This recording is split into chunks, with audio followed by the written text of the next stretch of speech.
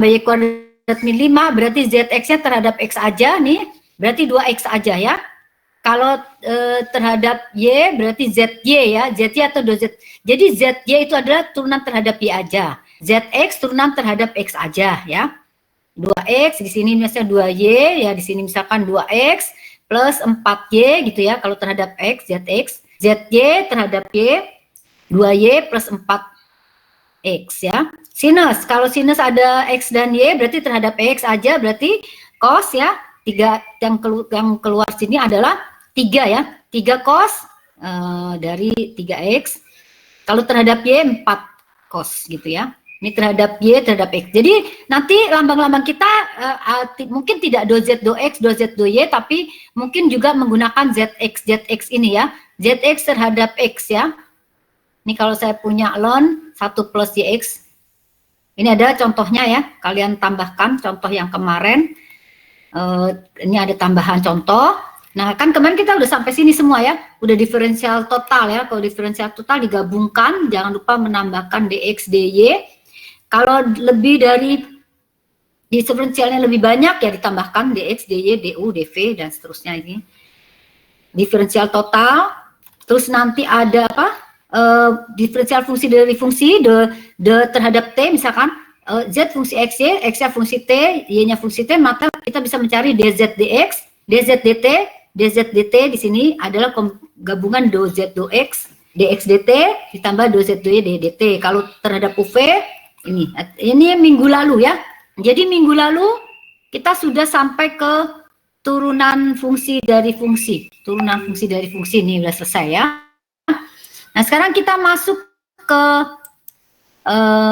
fungsi implisit inverse Jacobian ya. Fungsi implisit inverse Jacobian. Kemarin kita tahu bahwa fungsi eksplisit apa? Fungsi eksplisit adalah fungsi yang memisahkan penulisan Y dengan X ya. Jadi X-nya di kiri, Y-nya di kanan. Nah, kalau bentuknya seperti ini, Y-nya di kiri, X-nya di kanan, semua yang mengandung X dan konstanta ada di kanan, memisahkan Y dengan X, itu disebut fungsi eksplisit. Tapi kita juga mengenal yang disebut dengan fungsi implisit. Fungsi implisit adalah fungsi yang penulisannya variabel X maupun Y bisa berada pada satu sisi persamaan ya. Contohnya Y sama dengan X kuadrat min X kuadrat, ini digabung jadi satu. Atau bentuknya mungkin lebih kompleks. Umumnya fungsi implisit yang kompleks memang tidak bisa dipisahkan antara Y dengan X ya. Selama fungsi itu masih bisa dipisahkan masih lumayan ya. Tapi kalau sudah tidak bisa dipisahkan, kiri X-nya di kanan, maka dia ini kita susah membuat Y-nya di kanan. Pada fungsi eksplisit kita bisa mencari turunan, sini turunan ya, turunan dari fungsi eksplisit seperti biasa dy dx ya, dy dx. Nah, maka turunan pada fungsi implisit waktu itu pernah disinggung sedikit di matematika 1-2 adalah dengan cara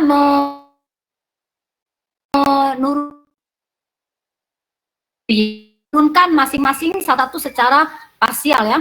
Nanti kalau setiap X kita berikan dx, kalau setiap Y kita berikan dy, terus baru kita balik. Ini agak panjang penyelesaiannya. Nah, bagaimana kalau kita sudah berada di sini ya? Bentuk fungsi implisit, fungsi dua variabel. Ya, kalau bentuk fungsi implisit itu kan berarti dua variabel, berarti ada 3 variabel X, Y, Z ya. Sama dengan 0. Ini implisitnya dijadikan 1, Z, X, Y-nya dijadikan 1. Kalau eksplisit, Z-nya di kiri, X, Y-nya di kanan, gitu ya. Biasanya seperti ini. Nah, ini contoh-contoh aja, contoh bahwa kalau kita punya, ya, kalau kita punya dua fungsi implisit, ya, maka kita bisa mencari jawab dua fungsi tersebut. Biasanya gitu ya.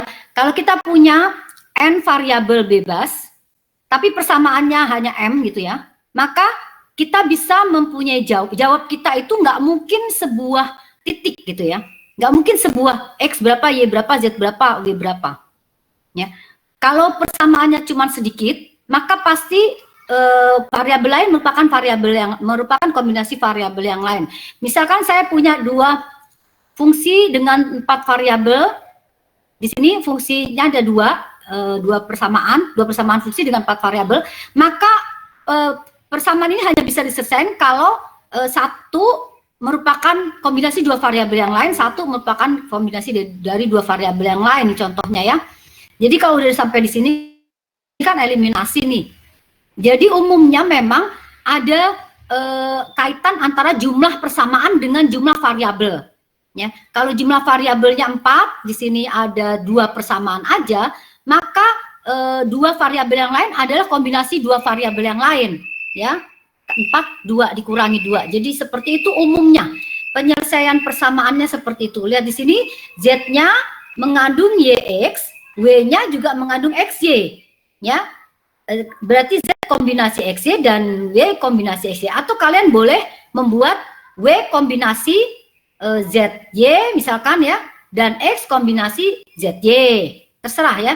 Jadi dari 4 variabel ini, untuk 4 variabel ini maka dipengaruhi jumlah persamaan ya.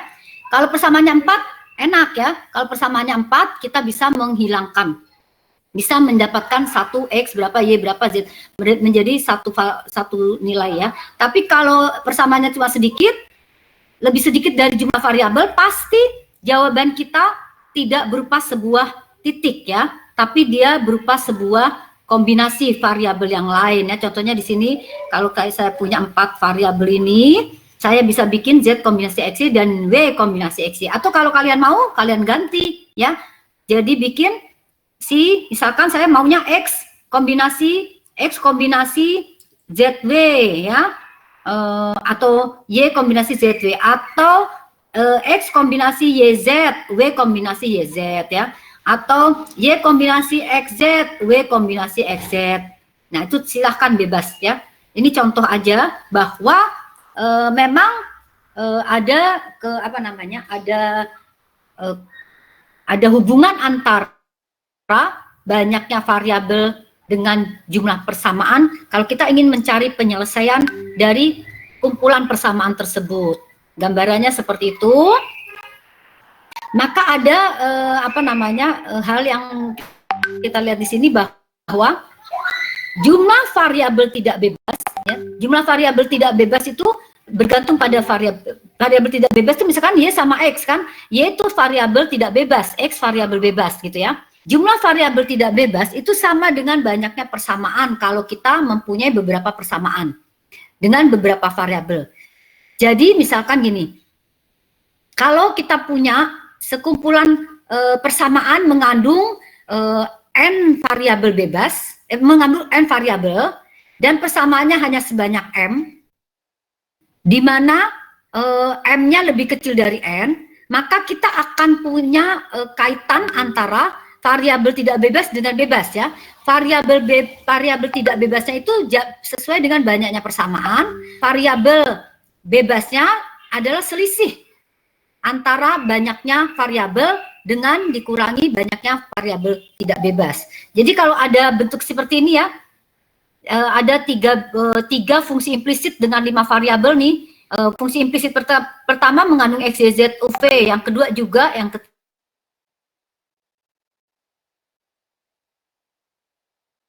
itu adalah M-nya 3 juga kan 3. Jumlah variabel yang ada di sini ada 5, M lebih kecil dari N, ya, maka jumlah variabel itu adalah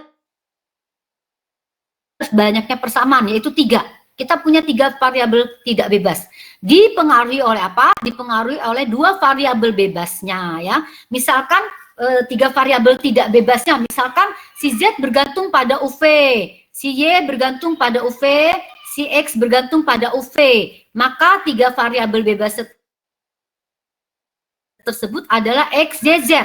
Atau kalian boleh ganti ya, misalkan Y, Z, U-nya maunya variabel tidak bebas, maka dia akan bergantung pada XV gitu ya. Y variabel XV.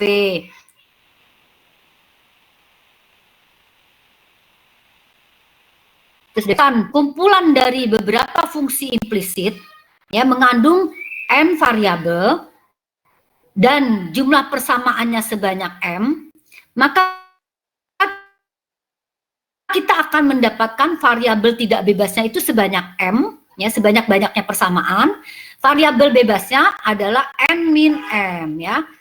Nah, contohnya saya mau bikin X, Y, Z-nya sebagai variabel tidak bebas, maka dia akan dipengaruhi nilai U dan V. Semua ini akan dipengaruhi UV. Jadi UV-nya menjadi variabel bebasnya. Jadi nilai X bergantung UV, Y bergantung UV, dan Z bergantung UV. Gambarannya seperti ini ya. Ini kalau sebuah persamaan implisit, ya, persamaan kumpulan persamaan implisit ya. Nah sekarang karena di dalam eksplisit itu ada turunan, maka di implisit juga ada turunan ya. Kita belajar turunan. Nah ini ketetapannya ya. Turunan parsial, karena pada fungsi lebih dari satu variabel kita mengenal turunan parsial seperti minggu lalu, turunan parsial do Z do X do Z do Y ya. Jadi bukan turunan langsung, nggak bisa langsung diturunkan semua, jadi harus parsial. Turunan parsial fungsi implisit itu kalau penulisannya kita gabung jadi satu kayak tadi ya. Misalkan ada 3 variabel X, Y, Z-nya dijadikan satu. M persamaan dengan N variabel. Jika terdapat satu persamaan aja nih, fungsi implisitnya hanya satu, ya, dan dia hanya mengandung 2 variabel. Ya, di sini fungsi implisitnya kan 2 variabel yaitu X, Y ya. Fungsinya hanya mengandung X, Y, dan dia hanya satu fungsi implisitnya, maka kita bisa mencari nilai apa? Kita bisa mencari DY, DX. Umumnya kita mencari DY, DX. Atau DX, DY, gitu kan? Nah, jadi kalau DY, DX kita cari, maka variabel bebasnya adalah X. Variabel bebasnya X, variabel tidak bebasnya Y. Y bergantung pada X, biasanya seperti itu ya. Y fungsi X. Nah, jadi variabel bebasnya X, variabel tidak bebasnya Y, maka turunan yang bisa kita buat di sini karena dia hanya satu variabel, N min M-nya satu ya, maka yang kita punya adalah satu variabel bergantung pada satu variabel yang lain, dan umumnya kita punya adalah DY, DX. Apa itu DY, DX? Kalau dia dinyatakan secara implisit, kalian tinggal cari turunan terhadap X dibagi turunan terhadap Y, selesai. Jadi nggak sesulit yang panjang tadi ya. Jadi jangan lupa ada min. DY, DX, perhatikan bentuknya. Kalau di atas Y, di bawah X, maka kebalikannya. Yang di atas adalah turunan terhadap X dulu, baru turunan terhadap Y di bawah. Ya, ini rumusnya. Jadi bersilangan. Ini kalau satu variabel fungsi implisit ya dengan satu persamaan. Ini adalah dua variabel fungsi implisit dengan 2 variabel dengan satu persamaan. Ya, kalau ditulis secara implisit maka mencari DY, DX-nya adalah min, jangan lupa ada min. Ini DY, DX, maka yang di atasnya X, yang di bawahnya Y. Ya, jadi gampang diingat gitulah ya, gampang diingat. Apa yang ditanya itu berlawanan letaknya. Jika terdapat satu persamaan, ini satu persamaan dengan 2 variabel. Jika ada satu persamaan dengan 3 variabel, berarti M-nya 1. Karena M-nya 1, berarti variabel tidak bebasnya 1. Ya, variabel tidak bebasnya hanya 1. Nah, variabel bebasnya berarti ada 2. Ya, karena satu persamaan ya, variabel tidak bebas itu sebanyak persamaan. Variabel bebasnya cuma 1, variabel tidak bebasnya 2. Berarti misalkan kalau saya ambil Z sebagai variabel tidak bebas, maka Z bergantung pada X dan Y. Ya, Z bergantung pada X dan Y. Yang kita cari nilainya menjadi apa? Do Z, do X, do Z, do Y. Ya, jadi si Z bergantung kepada X, maka ditulislah do Z do X, ditulislah do Z do Y. Jadi kita bisa bikin ini, bisa mencari hal seperti ini, bisa mencari Z kan kalau Z-nya variabel bebas, maka dia bergantung pada Y dan X, maka ada 2 nilai yang bisa kita cari, yaitu do Z do X, do Z do Y. Ya, kalau di sini cuma 1, Y variabel bebas, X variabel tidak bebas, Y tidak bebas, X bebas, maka DY, DX ya. Di sini Z-nya tidak bebas, dia bergantung pada XY, maka do Z do X, do Z do Y. Bagaimana do Z do X? Tinggal sama dengan min. Yang X di bawah naik ke atas, Fx. Z di atas turun ke bawah, Fz.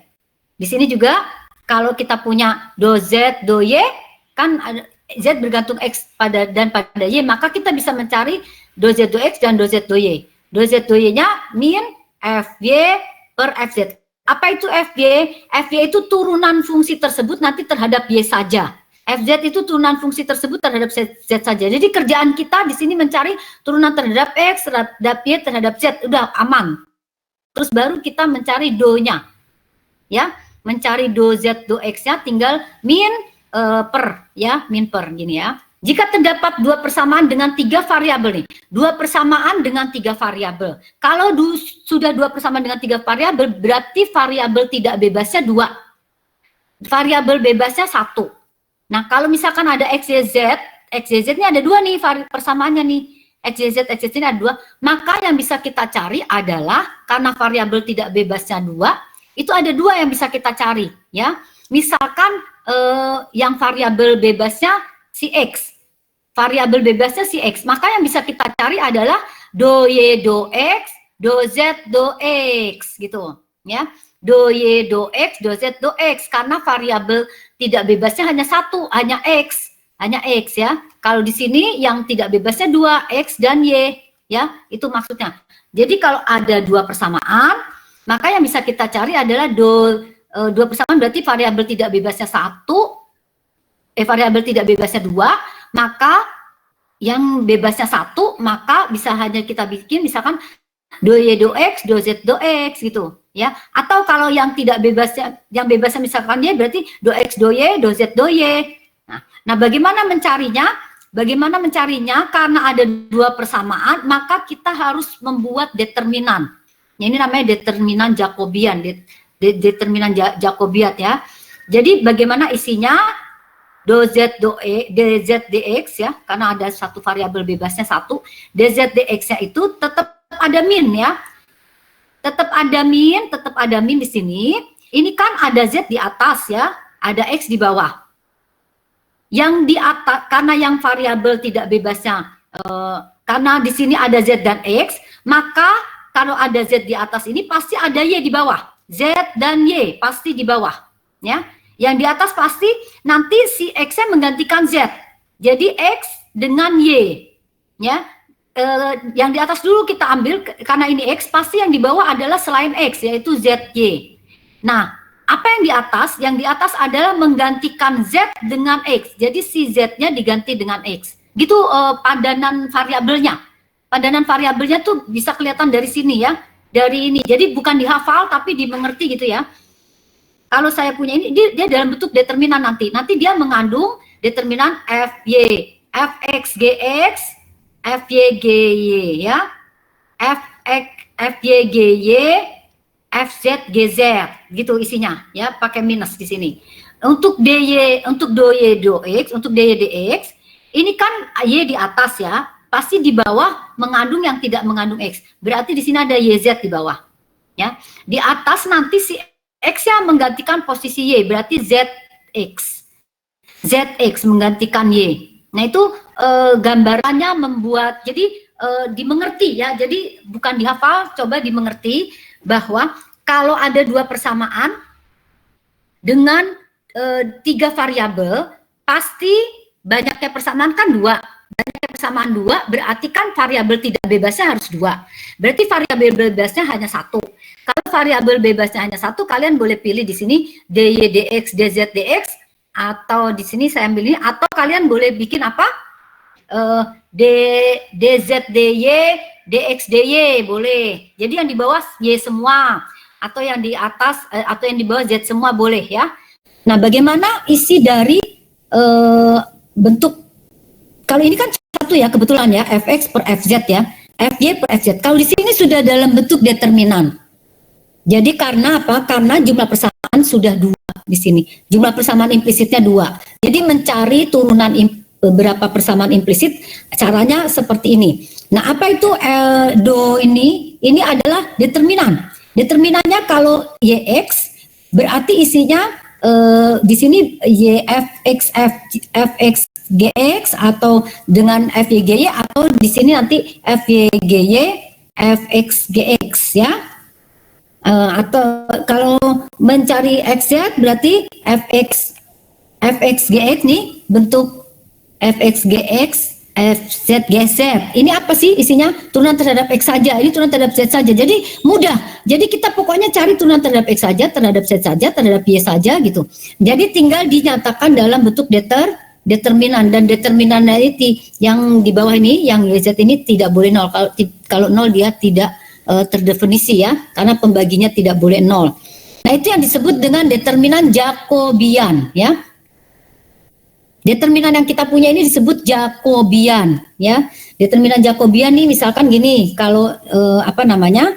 Ini bentuknya determinan Jacobian, ini saya taruh di atas ya. Contohnya. Ini di sini determinan Jacobiannya. Jadi kalau saya punya 4 variabel, kalau saya punya 2 persamaan dengan 4 variabel, berarti variabel tidak bebasnya 2 karena ada 2 persamaan.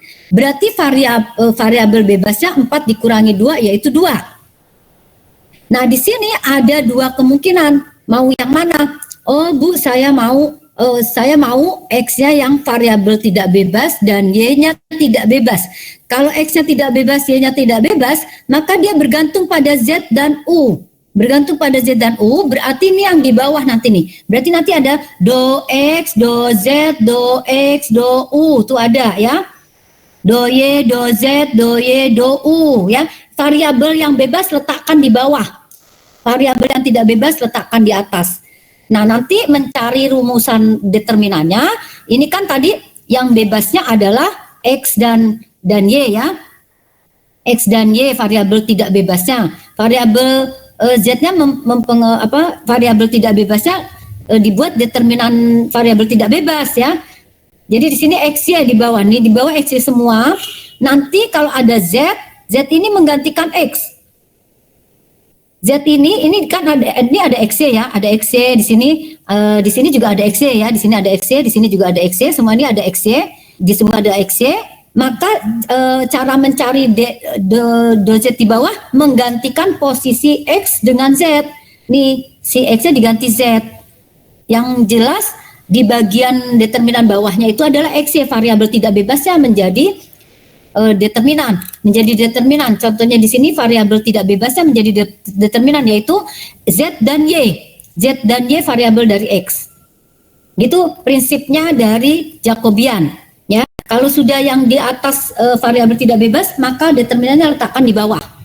Nanti si Z menggantikan X, kalau di sini si U menggantikan X nih, si U menggantikan X, posisi X, si Z menggantikan Y, kalau di sini tinggal diganti hasilnya, nih, si Y menggantikan Z ya. Itu kalau untuk variabel 4 variabel dengan 2 persamaan. Sekarang misalkan kalau untuk 3 persamaan dengan 5 variabel nih. 3 persamaan dengan 5 variabel, mau nggak mau jumlah variabel tidak bebasnya 3. Karena variabel tidak bebasnya 3 berarti determinannya harus 3 kali 3. Ya, determinan matriksnya 3 kali 3. Karena dia variabel tidak bebasnya 3 ya. Dia variabel bebasnya 2. Nanti di sini misalkan X, Y, Z-nya tidak bebas, maka kita harus membuat determinan X, Y, Z ya. X, Y, Z kita bikin determinannya. Jadi ini 3. Nah lumayan juga kalau determinannya itu sudah 3 kali 3 ya. Kalau determinan 2 kali 2 kalian udah ngerti ya? Halo kelas? Kelas? Halo? Halo? Halo? Kedengeran gak sih? Kalau determinan 2 kali 2 bisa ya? AD min BC ya. AD min BC gitu kan. Sudut sini kali sini. Ya kalau determinan 3 kali 3 biasanya kalian cari dengan apa? Bisa dengan sarus ya. Bisa dengan sarus atau disederhanakan dulu baru dicari determinan, juga boleh dengan transformasi elemen. Jadi 3 kali 3 nih determinan dari matriks ya. Determinan 3 kali 3. Nah ini kalau bentuknya jadi di sini X, Y dan Z adalah fungsi variabel yang tidak bebas, yang bebasnya U dan V. Jadi yang kita bisa cari adalah do X do U, do Y do U, do Z do U, do X do V, do Y do V, do Z do V. Jadi mencari turunan fungsi implisit itu sangat bergantung kepada jumlah persamaan fungsi implisit itu sendiri, jumlah persamaannya, dan banyaknya variabel. Ya, kalau variabelnya banyaknya n, jumlah persamaannya m, maka yang variabel bebasnya m. Ya, variabel tidak bebasnya berarti n min m. Nah, kalau sudah begitu, kita harus membuat apa namanya variabel tidak bebasnya itu di atas ya. Variabel tidak bebasnya di atas semua, variabel bebasnya di bawah ya. Terus kalau banyak persamaannya 2 kali 2, dia membentuk determinan 2 kali 2 ya. Itu apa namanya? Yang kita cari dari fungsi implisit. Sekarang kita lihat contohnya ya. Ini rumusannya. Jadi ini rumusan. Jadi gambarannya seperti ini. Nah, kita cari, kita contoh ya di sini. Satu persamaan dengan 2 variabel ya. Satu persamaan dengan 2 variabel. Kalau satu persamaan dengan 2 variabel tadi, jumlah persamaannya cuma 1. Berarti variabel bebasnya 1 ya. Variabel bebasnya 1. Variabel tidak bebasnya 1. Berarti kalau kita ingin variabel bebasnya y, variabel tidak bebasnya y, maka variabel bebasnya x. Maka yang kita bisa cari adalah dy dx ya. Kalau kita ingin variabel bebasnya adalah y, variabel tidak bebasnya x, maka kita bisa mencari x dy. Jadi dy dx maupun dx dy bisa kita cari ya. Gimana caranya? Cari dulu turunan terhadap x nih. Cari turunan terhadap x. Fx, cari fx. Fx adalah turunan terhadap x ya. Turunan terhadap x di sini x saja yang turun. 6x min y ya. 6x. Kemarin kan gitu ya. Turunan terhadap fungsi dengan menurunkan x, yang lainnya diambil konstan. Jadi ini 6x min y. Yang turun adalah x. Jadi 6x min y plus yang turun x. Kalau yang turun x berarti y ke depan, y dianggap konstanta, y cos, turunan sin adalah cos dari xy. Ini turunan terhadap x. Jadi si fungsi ini kita turunkan ya. Fungsi 2 variabel ini kita turunkan terhadap x saja dengan turunan parsial ya. Si y-nya konstan. Jadi 6x min y turun berarti y-nya konstanta ke depan ya, kayak 3x gitu ya. 3 ke depan. Y ke depan cos x y ya. Dapat fx. Sekarang fy. Bagaimana fy? Kita harus cari ya. Fx, fy, f apapun yang ada di situ. Kita cari fy-nya. Turunan terhadap y dia 0 ya. Turunan tidak ada y-nya ya. Turunan terhadap y di sini min x ya. Min x. Turunan terhadap y di sini x-nya konstan, x-nya ke depan cos xy. X cos xy ini fy-nya. Maka dy dx-nya adalah min f. Ini kan y di atas ya, x di bawah ya. Ini y di atas, x di bawah, maka kebalikannya. Ya, jadi dy dx-nya adalah min fx per fy. Min fx per fy. Fx-nya kita letakkan sana, tinggal taruh 6x min y plus y cos xy per fy min x cos xy. Dapatlah turunan fungsi implisit ya. Dapatlah turunan fungsi implisit satu persamaan ya dari dengan 2 variabel. Jadi mudah ya. Jadi kerjaan kita di sini mencari turunan terhadap x saja, terhadap y saja, terhadap z saja. Nah, jadi tinggal masuk ke rumusan. Jadi nggak ribet kayak waktu kita mencari implisit yang kemarin ya, implisit yang minggu lalu ya. Implisit yang minggu lalu itu kan agak ribet. Jadi kita bikin aja fx, fy ya. Kalau mau cari dy dx berarti min naik ke atas, x-nya di atas, y-nya di bawah. Kebalikannya ya.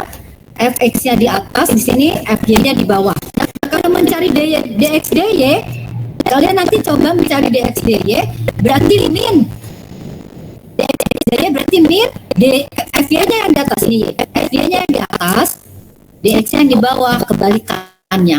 Jadi dx dy ini kebalikannya. Kebalikan, jadi min x plus x cos y per 6x min 6y plus cos x y di bawah ya. Itu kalau satu persamaan dengan satu variabel ya. Nah sekarang bagaimana kalau nih? Halo kelas, halo paham, halo. Ini dulu satu, halo. Halo. Halo. Ya. Halo cuman satu aman ya. Tidak nyari dx atau dxy, cari dulu fx-nya, fy-nya, tinggal kalau dy dx yang di atas ada fx, yang di bawah fy, jangan lupa ada minus, ini jangan lupa minus terus, minus ya. Nah itu kalau satu nih. Nah sekarang kalau satu persamaan dengan tiga, tadi kan dua variabel nih, variabelnya xy nih, dua variabelnya xy. Ini untuk yang kedua, tiga variabel nih, ada z, ada x, ada y. Ada z, ada x, ada y. Kalau ada z, ada x, ada y, kita harus cari apa? Fx, cari fy, cari fz. Cari aja dulu itu pokoknya, yang penting ya. Cari aja dulu fx, fy, fz. Ayo masing-masing kita cari turunannya terhadap x. Berarti x yang turun, berarti xz kuadrat menjadi z kuadrat karena x turun ya, ingat ya, x turun, z-nya z kuadratnya tetap. Ini tidak ada x, ini nomor 2 ini tidak ada x nih, min 2y kuadrat z, turunan dari dia adalah 0 ya, 0 karena tidak mengandung x ya.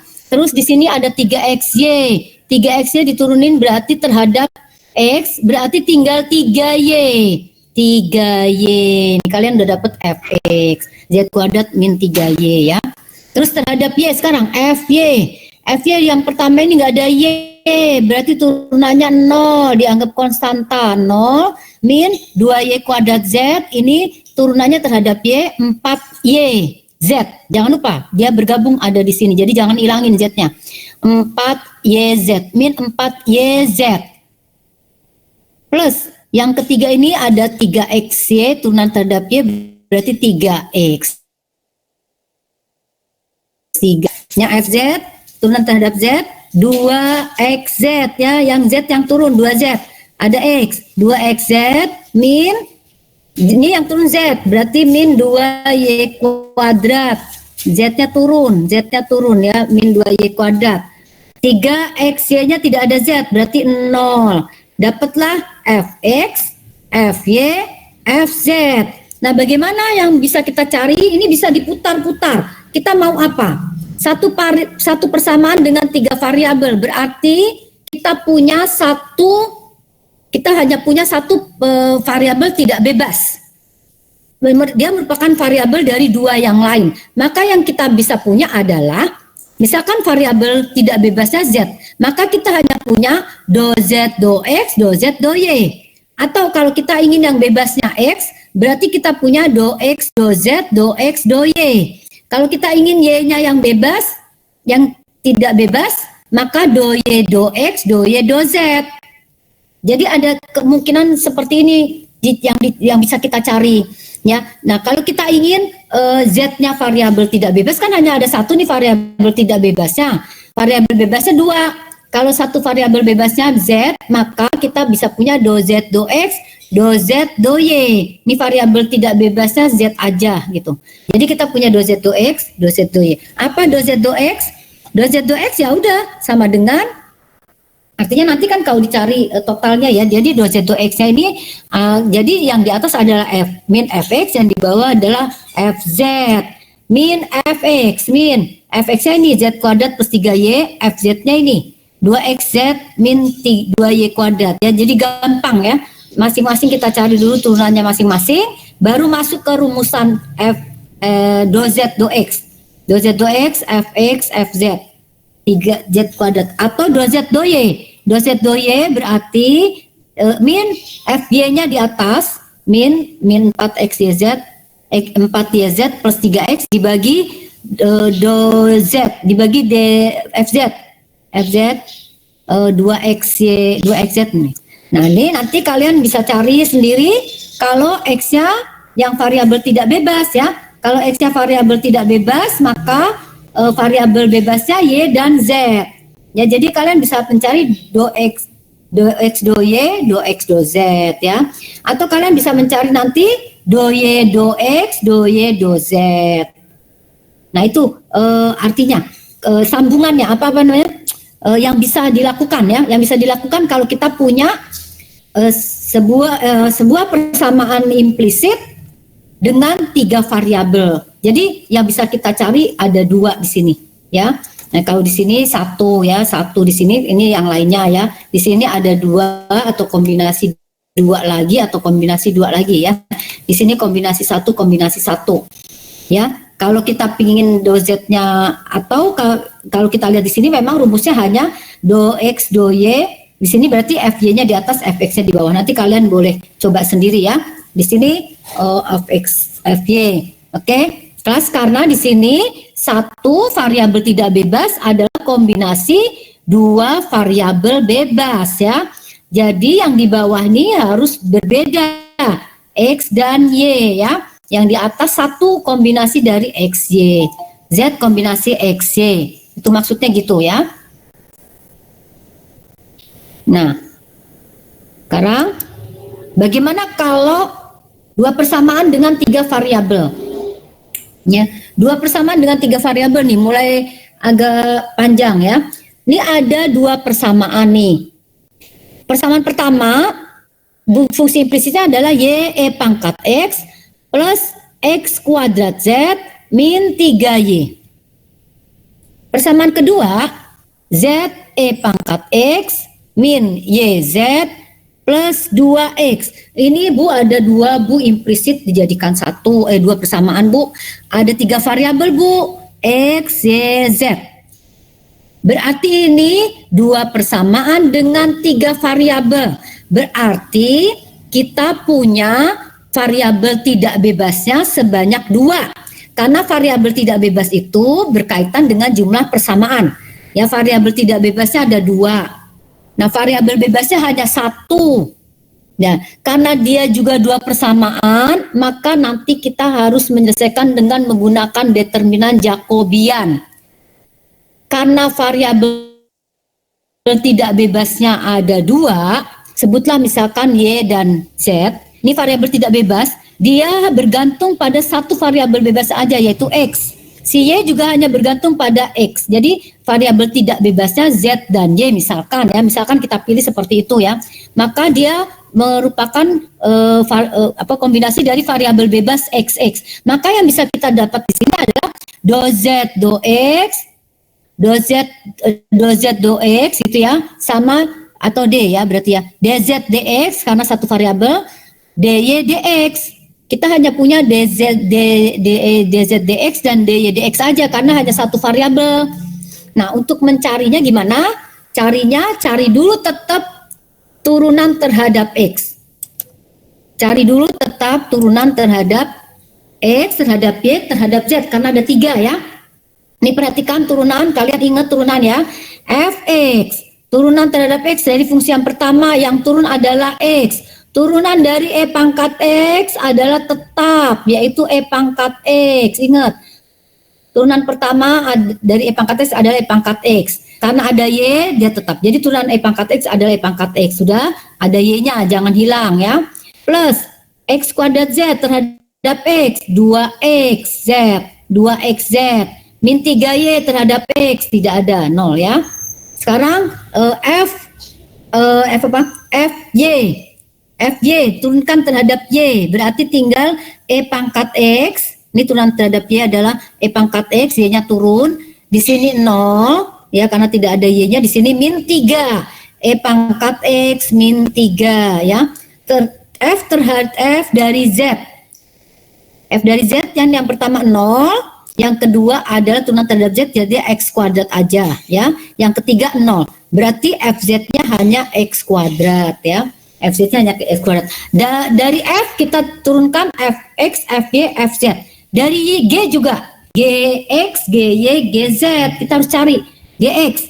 Gx itu berarti tetap E pangkat X tetap Z E pangkat X min 0 plus 2 ya, plus 2. Jadi Z E pangkat X plus 2 karena X-nya turun ya. Ini 0 turunannya. Gy di sini tidak ada Y. 0, di sini ada Y yaitu min Z, Di sini tidak ada Y, yaitu min Z turunannya ya. GZ E pangkat X, hasilnya min Y ya. E pangkat X min Y, E pangkat X min Y ya, turunan Z-nya turun. E pangkat X min Y. Nah, kita sudah punya data nih. Sudah kita turunkan terhadap X sendiri, terhadap Y sendiri. Jadi mudah. Jadi kalau turunan parsial itu gampangnya ya terhadap X aja ya. Yang lain dianggap konstan. Terhadap Y aja. Sudah punya 6 data ini, baru kita bisa mencari DZ, DX, DY, DX. Kenapa begitu? Karena dua variabel tidak bebas ya.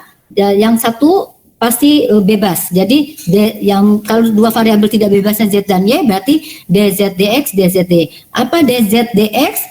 DZ DX sebelumnya karena variabel tidak bebasnya itu ada dua yaitu Z dan Y, maka kita bikin dulu determinan penyebut. Determinan variabel tidak bebas. Determinan penyebut itu yang tidak bebas kan Z dan Y. Itu nanti akan kita letakkan terus di bawah sebagai penyebut dari pembagian tadi ya, selalu ada di bawah dia Z. Nah di sini karena variabel tidak bebasnya kita pilih Z dan Y, maka determinannya adalah FY GY FZ GZ, FY GY FZ GZ gitu ya. Kita bikin dulu itu, letakkan FY-nya tadi berapa? E pangkat 3X min 3 ya. Terus GY-nya apa? GY-nya min Z ya. Terus FZ-nya X kuadrat. Terus GZ-nya E pangkat X min Y. Nah ini kita lakukan determinan. Determinan AD min BC ya. Kalikan E pangkat X min 3 dikali E pangkat X min Y. Ini kalikan min X kuadrat dikali min Z ya. Min X kuadrat dikali min Z. Min, jangan lupa min ini ya. AD min BC, determinan biasa ya. Nah, apa yang bisa kita lakukan? Kita kalikan E pangkat X, E pangkat X, E pangkat 2X. Min, ya, di sini ada min Y, E pangkat X, min 3 dan min Y ya, E pangkat X. Min 3 E pangkat X, min Y E pangkat X. E pangkat X-nya dikeluarkan. Min 3 plus Y E pangkat X. Yang terakhir plus 3Y, Min. Ya ini tadi min Z ya. Min dari X kuadrat min Z. X kuadrat kali min Z. Min dari X kuadrat Z plus X kuadrat Z. Ini adalah determinan dari fungsi tidak bebas tadi, Y dan Z, Z dan Y. Nah, sudah dapat bentuk determinan Jacobian ini, GY GX ini, barulah kita mencari, mengganti. Kita mencari determinan lain yang menggantikan, ya. Kan nanti kita dapatnya DZ DX, DZ DY. Berarti nanti si X menggantikan Z, si Y menggantikan Z. Jadi kita bikin lagi determinan lain yang sama tapi menggantikan. Jadi kalau kita mau mencari DZD, kalau kita mencari DY DX, maka si X-nya menggantikan posisi Y nanti ya. Kita cari dulu di sini, kita ganti dengan X, yang di sini, yang di sana Z tetap. Atau nanti kita ganti nih. Ini FX, FX GX, FZ GZ. Nanti kita ganti. Di sini menjadi FYGY, FX. Ini yang pertama ini menggantikan posisi Y dengan X, yang kedua ini menggantikan posisi Z dengan X. Sama seperti biasa kita cari determinannya. Nah, cari determinan Fx. Ini determinan Fx GX ya. Fx GX ini tetap GFZ GZ. Ini diganti ya, letak Y-nya diganti oleh X. Nah, kita cari juga AD min BC. AD min BC, nah diperolehlah bentuknya panjang ya, ini panjang bentuknya ini. Nah ini contohnya ya. Terus berikutnya menggantikan posisi, tadi menggantikan posisi Y, sekarang menggantikan posisi Z. Jadi si FZ GZ diganti oleh FX GX, Jadi kita harus bikin determinan variabel tidak bebasnya dulu. Setelah dapat variabel tidak bebas, baru nanti tinggal diolah-olah apa yang mau dicari, apa yang menggantikan ya. Di sini GY, FYGY, FXGX. Nah ini dapat FYGY masuk ke sini FYGY sama FXGX. fx gx ya. AD min BC nih. Ini AD min BC ya. Mau nggak mau kalian kalikan ya. Kalikan, hati-hati kalau ada dua hal ya, depan kali belakang, tengah kali depan ya, belakang kali belakang, jangan lupa nanti dikurangi. Nah itu memang begitu carinya ya. Ditambah untuk yang FYGY. Nah setelah ini kita bisa mencari apa? Setelah sudah dapat ini, kita bisa mencari DZ DX, DZ DX dan DY DX. DZ DX, DY DX nih. Pakai dulu lah. DZ DX. DZ DX-nya yang mana? DZ DX-nya yang di bawah selalu D. Yang di bawah selalu FY, GY, FZ, GZ yang di bawah. Itu terus dipakai. Nah, yang di atas yang diganti ya. Ini yang di bawah menggunakan yang determinan di bawah. Nah, yang di atas ini si Z-nya yang diganti oleh X, maka yang digunakan adalah yang X-nya digantikan oleh Z ini. Ini dulu ya, yang digunakan ini. Karena do Z do X itu si X-nya menggantikan Z, berarti yang dipakai yang terakhir ini, yang Z ini. Ya. Yang ini dulu ya. Yang ini dulu nih, yang di bawah ini dibagi dengan yang D, bagi dengan yang D, memang satu persatu ya. Nah untuk DY DX jangan lupa ada minus. Untuk DY DX yang di bawah tetap D, tetap Y dan Z ya, yang di bawah ini tetap, tapi yang di atasnya si X-nya yang menggantikan Y ya, yang di sini. Jadi yang dicari yang kedua ini dibagi yang pertama ya. Jadi kalau mau mencari DY, DZ DX atau DZ DX, maka yang digunakan adalah yang X-nya menggantikan Z. Ini ya yang digunakan. Ini semuanya nanti dibagi dengan yang di atas ini. Nah kalau mencari DY DX, jangan lupa ada minus ya, minus. Ya, ini yang kedua ini baru dibagi yang di atas ini. Jadi langkahnya memang satu persatu ya, nggak sebenarnya nggak sulit banget kalau satu persatu kita kerjakan. Tapi yang teliti ya, yang teliti kalikan dulu ya. Kalau kalian tidak ada waktu, misalkan tidak ada waktu ya sudah ini aja min ini gitu ya. Ini kan nanti pembagi ya. Kalau pembagi kan nggak ada yang bisa dicoret-coret di sini ya. Misalkan hasil pembagiannya min dari do Y ini ya. Ini do Y do X-nya ini ya. Do Y do X-nya yang di atas ini semua dibagi yang ini kan.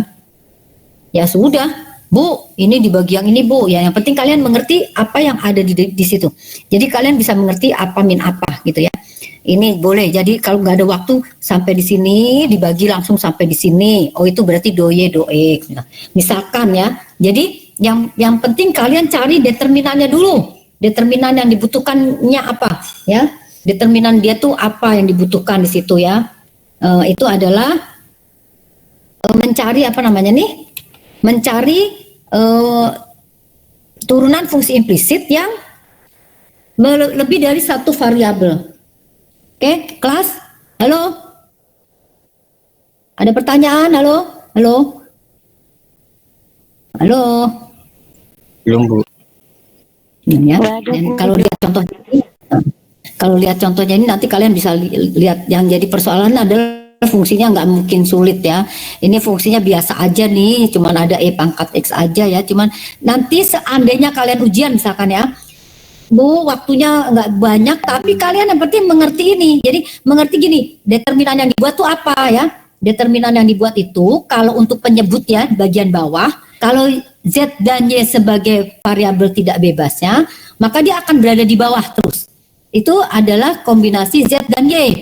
Jadi ada FY GY, ada FZ GZ. Ini ada terus nih nanti pembaginya ya. Nah, tinggal kalau kita mau mencari yang di atasnya adalah do Z do X. Kalau kita mencari do Z do X, berarti yang di atasnya X menggantikan Z. X menggantikan Z. Hati-hati, jangan salah.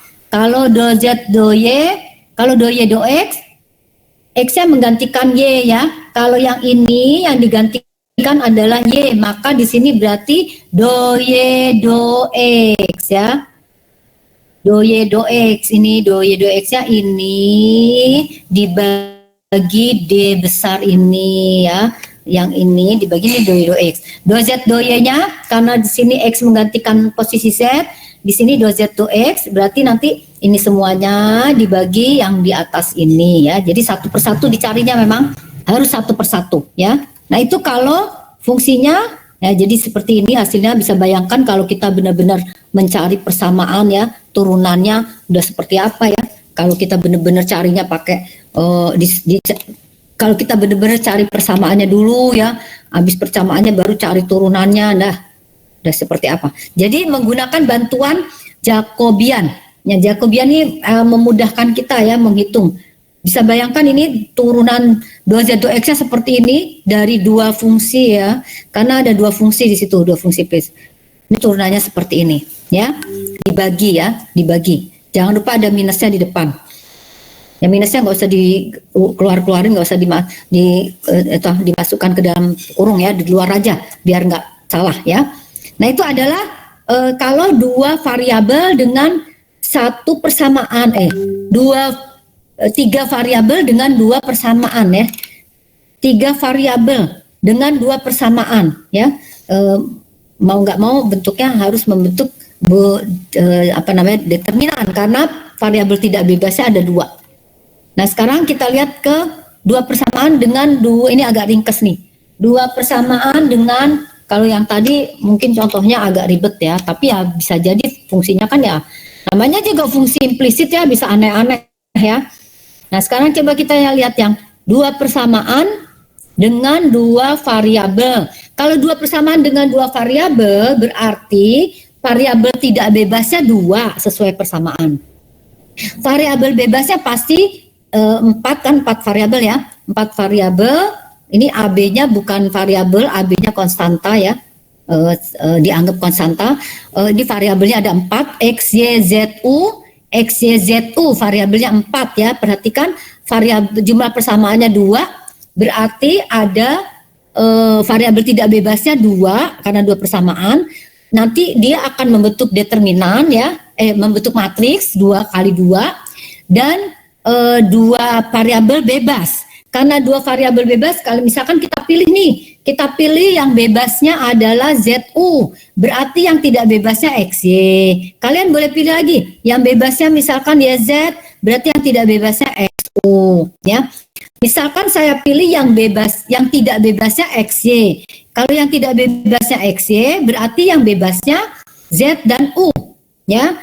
Karena yang tidak bebasnya XY, maka determinan yang kita buat adalah X dan Y. Determinan yang kita buat untuk penyebut adalah XY ya.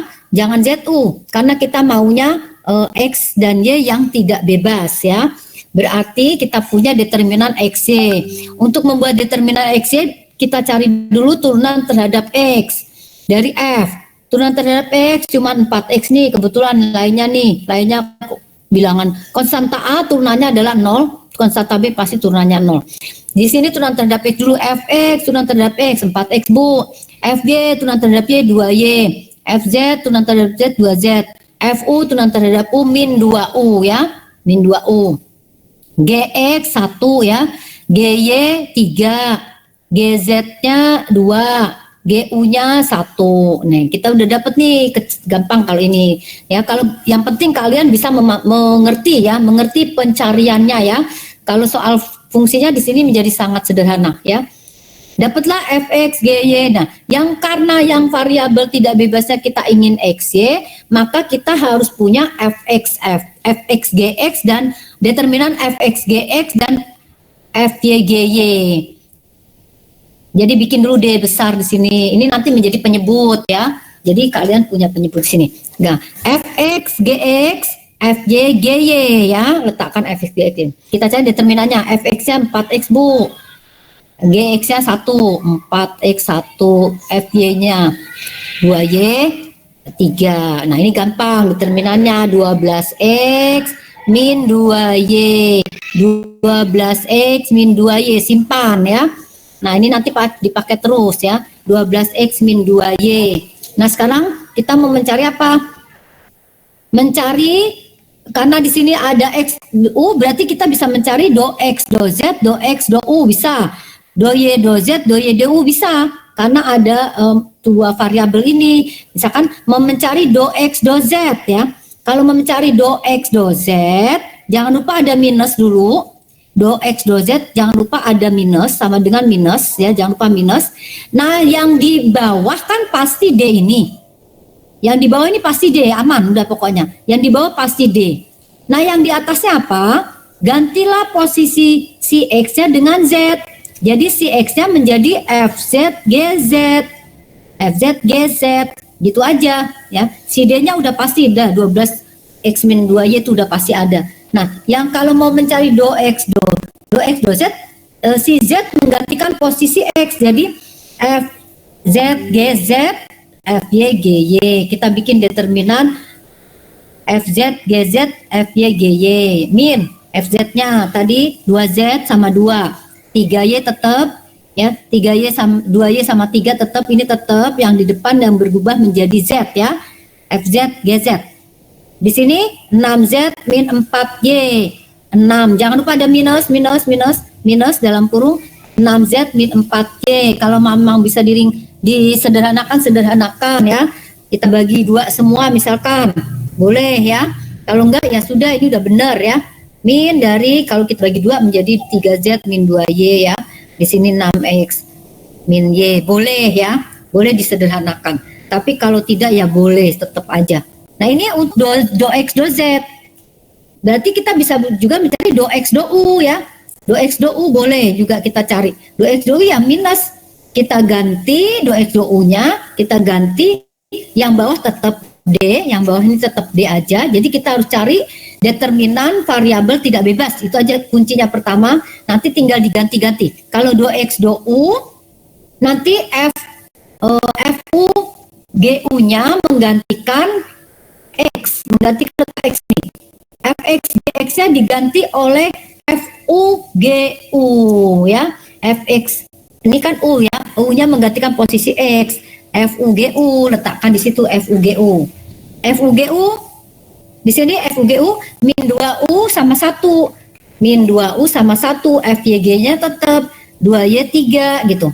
Jadi kita dapat di sini min dalam kurung min 6U min 2Y. Ya, minnya jangan lupa, min depan ini jangan lupa ya. Jangan lupa ngasih min. Hasilnya bisa min plus, min plus.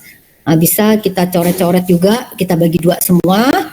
Dapatlah 3U plus Y, 6X min Y. Ini jadi do X, do U-nya seperti itu. Jadi nggak terlalu susah ya. Bergantung fungsinya sebenarnya. Fungsinya kalau panjang panjang, kalau pendek ya pendek.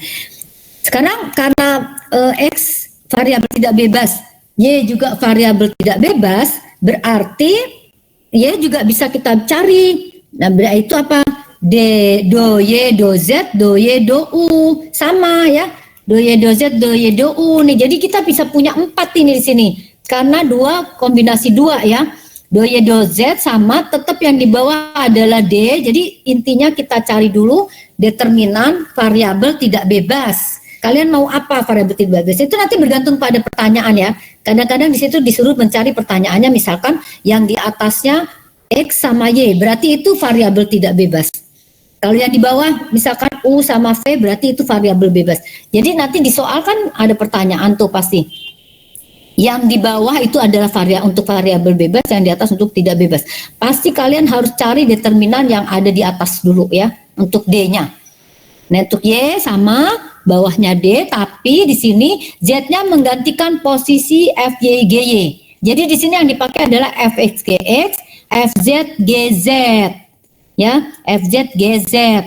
Nah, kita cari 4X1, yang ini berubah menjadi Z ya. 2Z sama 2. Nah, gitu dan seterusnya ya. Nah, dikurangin, jangan lupa min, determinan 8X min 2Z, bawah tetap. Ya, bawah tetap karena variabel tidak bebasnya kita pilih XY ya. Nah, jadi yang bisa dicari di atasnya ke bawah ya.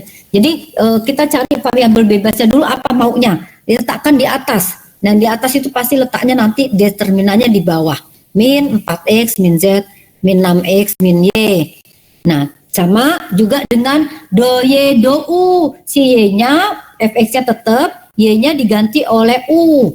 Gitu aja. Jadi seperti kita melihat Kramer ya. Kalau pernah mencari jawab persamaan linear dengan Kramer ya begini, mengganti posisi ya, hampir mirip ya. Di sini y diganti oleh u. Nah, jadi posisinya u ini menggantikan y, di sini z menggantikan y, ini u menggantikan x, ini z menggantikan x. Yang di bawah mengandung x dan y aja. Nah, itu hasilnya nih. Jadi ini adalah contoh ya, sederhana banget ya ini. Bentuknya, turunannya, fungsinya juga sederhana. Jadi ini kelihatan kalau kalian mau melihat nih seperti inilah caranya ya. Itu untuk apa namanya? Untuk kalau kita variabel tidak bebasnya x, y ya. Kalau variabelnya diganti, kalian harus ganti apa namanya? Bagian bawahnya ini tuh dulu apa? Penyebutnya ini determinannya harus diganti. Tinggal soalnya maunya apa ya? Soalnya maunya seperti apa? Nah, misalkan kayak gini, misalkan saya bikin Z dan Y-nya variabel tidak bebas, maka kalian bikin D-nya adalah FY ya. FY, GY, FZ, GZ. Nanti yang diperoleh, yang bisa kita cari adalah do Z, do X, do Z, do U, do Y, do X, do Y, do U. Terus gantilah letak Z dengan X, gantilah letak Z dengan U ya. Analog ya. Jadi secara analog bisa diganti-ganti. Jadi bisa dicari hal-hal yang lain di sini ya, bergantung maunya apa, yang variabel tidak bebasnya apa, variabel bebasnya apa ya. Untuk variabel tidak bebas itu pasti jadi penyebut ya. Penyebut itu menjadi variabel tidak bebas itu diletakkan pada penyebut ya. Dari tadi di atas, dari satu tadi selalu variabel tidak bebasnya menjadi penyebut nih, variabel tidak bebas ya. Ini variabel tidak bebas nih. Ini variabel tidak bebasnya si Z taruh di bawah. Ini variabel tidak bebasnya taruh di bawah ya, ke bawah gitu ya istilahnya. Nah itu kalau 4 variabelnya. Ini sekarang saya kasih contoh juga nih yang 3 ya, supaya kalian seandainya disuruh bikin determinan 3 kali 3. Nah ingat nggak pernah belajar matriks atau tidak ya? Kalian nggak tahu saya apakah kalian pernah belajar matriks, harusnya kalian belajar matriks dulu ya. Matriks mencari, oke kelas ini paham? Halo? Ini yang 22 ini? Ya Bu. Halo? Halo Bu. Kalau diperhatikan polanya apal, jadi artinya nanti kita akan apa namanya, nggak ngerti lah ya, ngerti gitu ya bentuknya ya, bentuknya cuman mengganti posisi ya. Nah, sekarang ini kalau determinan 2 kali 2, kalian adalah AD min BC. AD min BC. Nah, bagaimana kalau determinannya 3 kali 3? Nah, ya saya kasih contoh aja ya. Kalau untuk soal saya nggak tahu ya. Pokoknya saya harus kasih contoh supaya kalian bisa memanfaatkan determinan 3 kali 3. 3 persamaan dengan 5 variabel berarti 3 persamaan berarti variabel yang tidak bebasnya ada 3. Ya, nah itu nanti menjadi matriks di bawah, menjadi penyebut kan katanya, menjadi penyebut yang ukurannya 3 kali 3 determinannya karena 3 persamaan ya. Nah, 2 variabel adalah yang bebas. Ini mengandung X, Y, U, V. Lihat sini ada X, ada Y, ada U, ada V, ada Z. Nah, ya lihat sini ya, X, Y, U, V, Z. Berarti ada 5 variabel. 5 variabel, 3 persamaan, FGH, 3 persamaan. Nah ini misalkan X, Y, Z-nya bebas, tidak bebas. X, Y, Z-nya tidak bebas. Maka UV-nya yang bebas, hanya 2 ini, UV yang bebas. X, Y, Z-nya tidak bebas. Kalau X, Y, Z-nya tidak bebas, kalian bikin sebagai variabel tidak bebas, kalian pilih, maka kita harus punya determinan Fx, Gx, Hx ya. FY, GY, HY ya, FZ, GZ, GZ, HZ gitu. Kita harus cari determinan itu. Nah ya kita cari contohnya di sini saya kasih ya. Fx-nya 2x nih ya, Fx-nya 2x, Fy-nya min 1 ya. Fx dulu. Fx-nya 2x, Gx-nya nggak ada 0, GY-nya, HY-nya 0. Ini nggak ada x di sini ya. Fx yang di atas ini, yang F-nya dulu ya. fx 2x, fy min 1, fz 0, fz-nya 0, fu-nya 2, ft-nya 3 ya. Gx-nya 0, gy-nya 2, gz-nya 1, gu-nya 6u, gv-nya min 1 ya. Hx-nya 0. Ini kebetulan 0 nih ya. Nah, enak nih. Kalau udah kayak gini kita cari determinannya enak. Nah, kalau tidak 0, nah itulah dia yang repot ya. Nah, sekarang anggap aja nih kan kebetulan 0, 0 nih X-nya. Terus HY-nya 1, HZ-nya 2, HU-nya 0, HV-nya 4. HV-nya 2V. HV-nya 2V. 2V. 2V ini enggak ada ya. 2V biar nggak besar-besar. Nah, dapat semua data tuh. Jadi 15 ya. Bisa bayangkan 15 data ya, karena 3 kali 5 ya. Yang kita harus cari apa? Karena X, Y, Z-nya itu variabel tidak bebas, maka determinan D-nya adalah Fx, Gx, Hx, Fy, Gy, Hy, Fz, Gz, Hz. Letakkan datanya 2x 0, 0. Min 1, 2, 1, 0, 1, 2. Nah, kalau udah begini enak ya. Kalau determinan kalian sudah begini, ya, sudah bentuknya, makanya kalau mencari determinan 3 kali 3, n kali n, 3 kali 3 terutama ya, maka buatlah sedemikian supaya kalian membentuk matriks, kalau bisa sih matriks segitiga atas ya, atau di bawah ini menjadi 00. Ini kebetulan udah 00 ya. Kebetulan udah 00 nih, kalau tidak 00 cara nyari determinannya tidak begini ya. Kalian nanti kalau belajar determinan inverse nanti di mana, apa udah pernah apa belum saya nggak tahu. Pokoknya kalau determinannya sudah ada 00 begini aman ya. Tapi kalau belum, nah kalian bikin pakai sarus kah, pakai transformasi elementer kah, dibikin menjadi 0 ya, sehingga bentuknya menjadi seperti ini. Kalau sudah gini enak nih. Kalau sudah ada 00, ambil determinan itu. Ini 2x pasti kita ambil, plus min plus ya, plus min plus 2x. Terus kita ambil aja nih determinan yang di dalam ini. Selesai. 2x kali 4 min 1. Enaknya begitu kalau udah ada 00. Kayak kita mencari determinan dengan minor cofaktor ya. Mencari determinan dengan minor cofaktor, usahakan kalian mencari yang banyak nolnya ya, dari situ baru bergerak ya. Nah, ini adalah dengan minor cofaktor. Kalau belum pernah belajar ya sudahlah, seperti inilah. Seandainya ini 00 ya, kalau tidak nggak boleh ya. Nah, kalau 00 ini kan kita pilih minor cofaktor ya, plus min gitu ya, pilih aja plus 2x. Ini minor cofaktor ya, kofaktornya adalah AD min BC, ini determinan ini 4 min 1 ya. Nah, selesailah dapat 6x. Tapi kalau ada lagi kalian tambahkan lagi nih. Ini 2x determinan ini kan 4 min 1. Dapatlah. Kalau tidak 0 tambah lagi ya. Ini determinannya yang di atas sama yang di bawah ini ya. Nah, determinan itu tambah lagi. Tambah lagi satu lagi minor cofaktor gitu ya. Maka usahakan cari yang banyak nolnya. Nah, ini nanti nih yang di bawah nih. Ini kan kebetulan nolnya ada 2 di sini. Kita pilih aja di sini. 2x dikali, determinan adalah dikali minor cofaktor. Di sini adalah cofaktornya min 1 plus ya cofaktornya ya. 2x 4 min 1 6x. Dapatlah D-nya. Nah, sekarang bagaimana D? Kalau sudah dapat D, berarti kita bisa mencari do X, do U, do X, do V, do Y, do U, do Y, do V, do Z, do U, do Z, do V. Saya ambil do X, do U misalkan. Do X, do U. Do X, do U berarti sama dengan minus determinannya si XX-nya diganti U. XX-nya diganti U ya. XX-nya diganti U.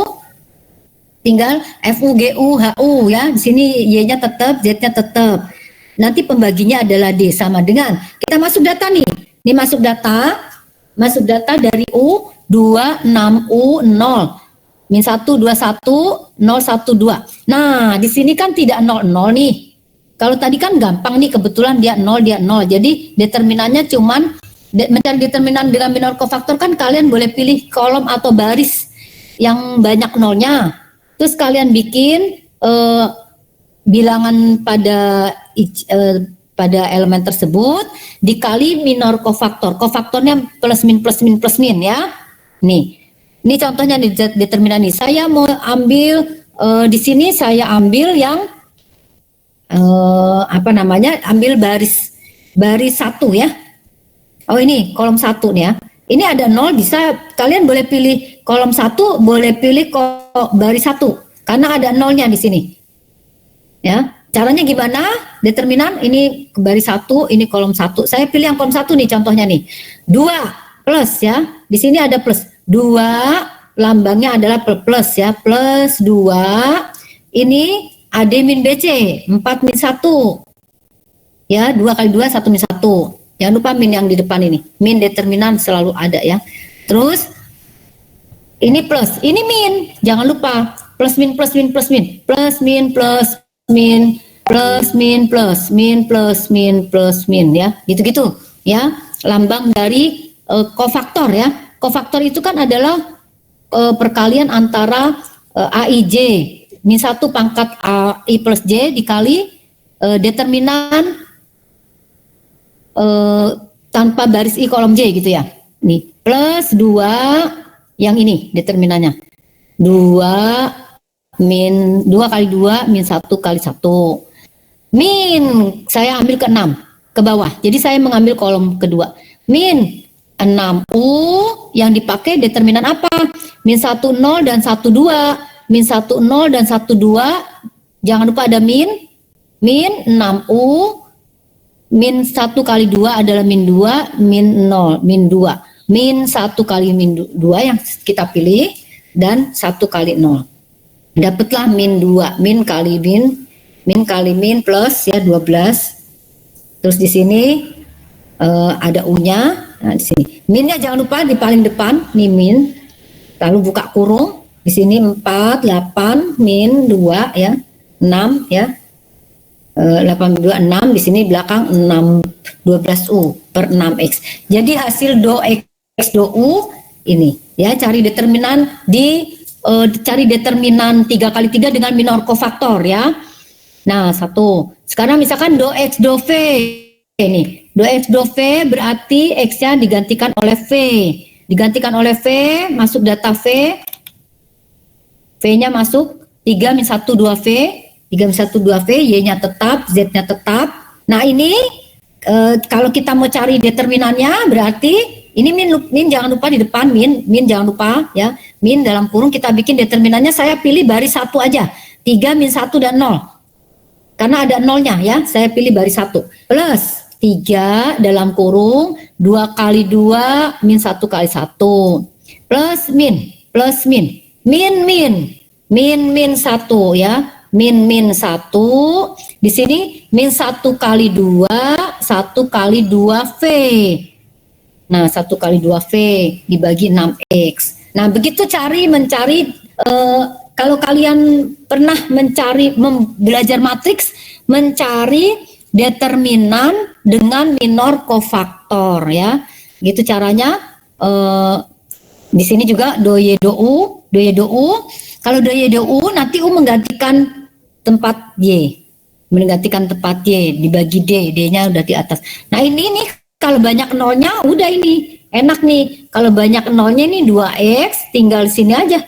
Yang 0 ini kan nggak usah dicari ya. 2X ini ada min 2X 6U dikali 2 12U dibagi 0, dikurangi 0 1 kali 0. Nah, dapatlah min 4U ya. Jadi sebenarnya kan ini ngelihatnya kayaknya ruwet banget, tapi hasilnya begitu-begitu aja ya Bu. Iya, tapi kan harus benar ya. Kalian kan nggak bisa menebak ya. Menebak, oh do X adalah segini, nggak bisa. Ini ada 3 persamaan gitu. Bagaimana kita bisa menjawab do X do U? Ya, bagaimana kita bisa menjawab bahwa do Y do U-nya min 4U? Emang bagaimana caranya? Orang ini ada 3 persamaan. Nggak bisa gampang, memang nggak bisa menebak juga. Ya mau nggak mau dicari dengan satu persatu determinan kayak ini. Nah tinggal diganti U-nya, mencari determinan dengan minor kofaktor boleh dengan kalian kalau pakai sarus boleh, tapi kayaknya ini lebih mudah pakai minor cofactor, lebih cepat ya. Cari yang banyak nolnya, pilihlah dia sebagai baris ya, sebagai acuan 2x 1 min 1. Nah itu adalah kalau bentuk, nah ini udah saya ambil contoh semua. Ini cara mencari determinannya, saya pilih yang banyak nolnya ya, yang banyak nolnya. Pilih supaya kalian tidak menghitung lagi. Ini kalau dipilih yang nolnya sedikit, kalian harus 3 kali ya. Kalau misalkan saya pilih nih baris 1 berarti 3. Ini determinan ini. Min 1 determinan yang di atas sama yang di bawah. Plus 2V determinan yang di atas. Ya, jadi 3 kali hitungannya minor cofactor. Oke, kelas. Halo kelas, apakah kalian pernah mencari determinan dengan minor cofactor? Halo? Belum? Halo Bu. Belum pernah? Belum ya? Ya kalau belum kalian harus cari pakai sarus ya. Pakai sarus mungkin pernah di SMA ya. Nah gitu ya. Ya mudah-mudahan nggak 3 kali 3 lah. Jadi tapi pokoknya kalau 3 kali 3 ya seperti ini ya. Kalau 2 kali 2 seperti ini. Yang penting harus dibikin matriks atau determinan dari variabel yang tidak bebas. Variabel yang tidak bebas ya. Nanti kalau misalkan kalian belajar matriks, nanti determinan ini bisa dicari dengan minor cofactor. Tapi kalau tidak bisa, kalian pakai sarus tuh, tambahin ke kanan gini. Nah, gini kanan, kurangi kiri ya. Kalau banyak nol gini memang agak ribet juga pakai sarus ya. Ini kalian tambahin kalau pakai sarus nih, 2x 0 0 0, min 1 2 1 ya, ke kanan, plus semua ke kanan, ke kiri min semua, dapat deh. Nah itu juga bisa ya. Jadi mencari determinan 3 kali 3 ya. Ya mudah-mudahan 2 kali 2 juga udah lumayan ya. 2 kali 2 mah AD min BC gitu aja. Kalau 3 kali 3 terpaksa minor cofactor atau sarus ya. Nggak bisa lagi selain itu. Oke? Kelas ya seperti ini modelnya. Jadi sebenarnya modelnya analog terus ya. Dari tadi analog, cuman cara penghitungannya ada yang determinan 3 kali 3, ada yang determinan 2 kali 2. Pencariannya sebenarnya analog aja. Kalian mau yang variabel tidak bebasnya apa, letakkan di atas ya. Variabel bebasnya letakkan di bawah ya. Variabel tidak bebasnya di atas ini do x, misalkan x variabel tidak bebas berarti u variabel bebas ya. Do x do u. Nah, berarti nanti yang bagian di bawahnya penyebutnya itu mengandung variabel tidak bebas. Apa variabel tidak bebas kalian di sini? Letakkan yang di bawah ya. Nanti si u menggantikan posisi x di situ. Nah, ini adalah Jacobian ya. Jacobian, determinan Jacobian untuk mencari turunan parsial yang ada bila dimiliki beberapa fungsi implisit, beberapa persamaan fungsi implisit ya. Jadi intinya ada beberapa persamaan fungsi implisit dan kita ingin mengetahui do-nya itu, mengetahui turunan-turunannya. Ya, diketahui beberapa persamaan, terus dicarilah turunan fungsinya ya. Turunan fungsi parsialnya ya. Turunan fungsi parsial. Nah, ini pemakaian determinan Jacobian namanya ya. Jadi kalau ditanya determinan apa nih Jacobian ya? Jacobian di sini. Nah, ini determinannya Jacobian yang dipakai bentuknya.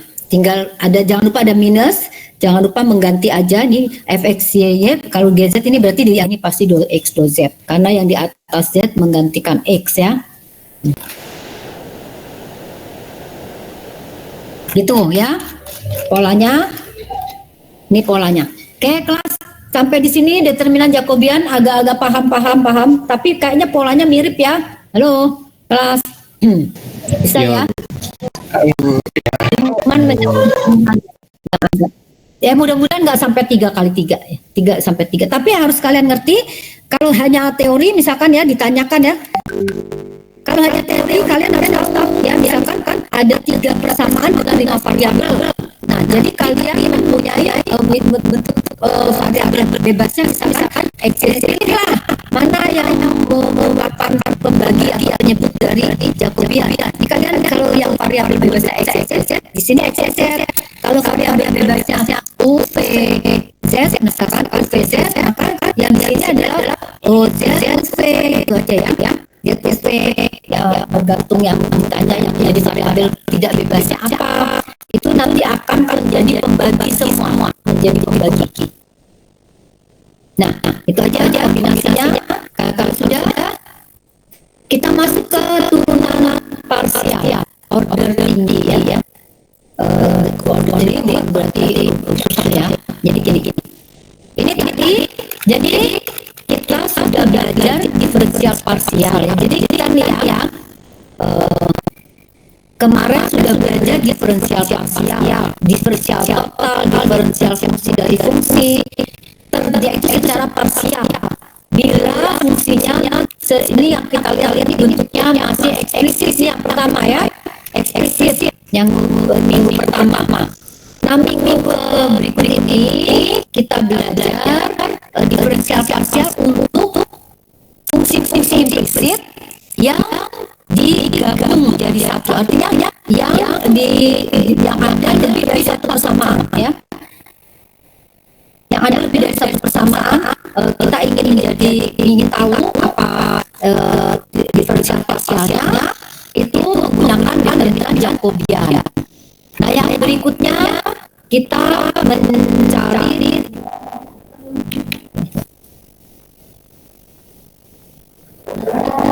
kelas azan dulu ya kelas. Halo kelas azan sebentar ya. Baik.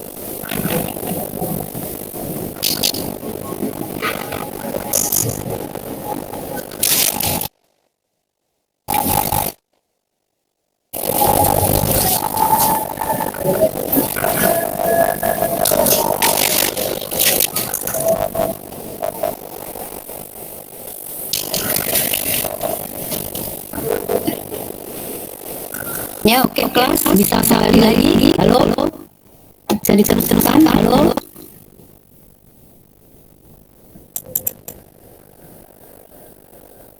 Ya, ya. Sama. Ya, kita lanjutkan ya. Nah tadi jadi ada turunan parsial, terus juga ada turunan parsial fungsi implisit ya. Turunan parsial beberapa fungsi implisit. Nah sekarang turunan parsial order tinggi ya. Turunan parsial order tinggi itu seperti kalian pernah dulu turunan fungsi pertama ya sama dengan fx, nah turunan pertama, turunan kedua gitu loh ya. Kalau kalau saya punya y sama dengan x kuadrat, turunan pertamanya apa? 2x gitu kan.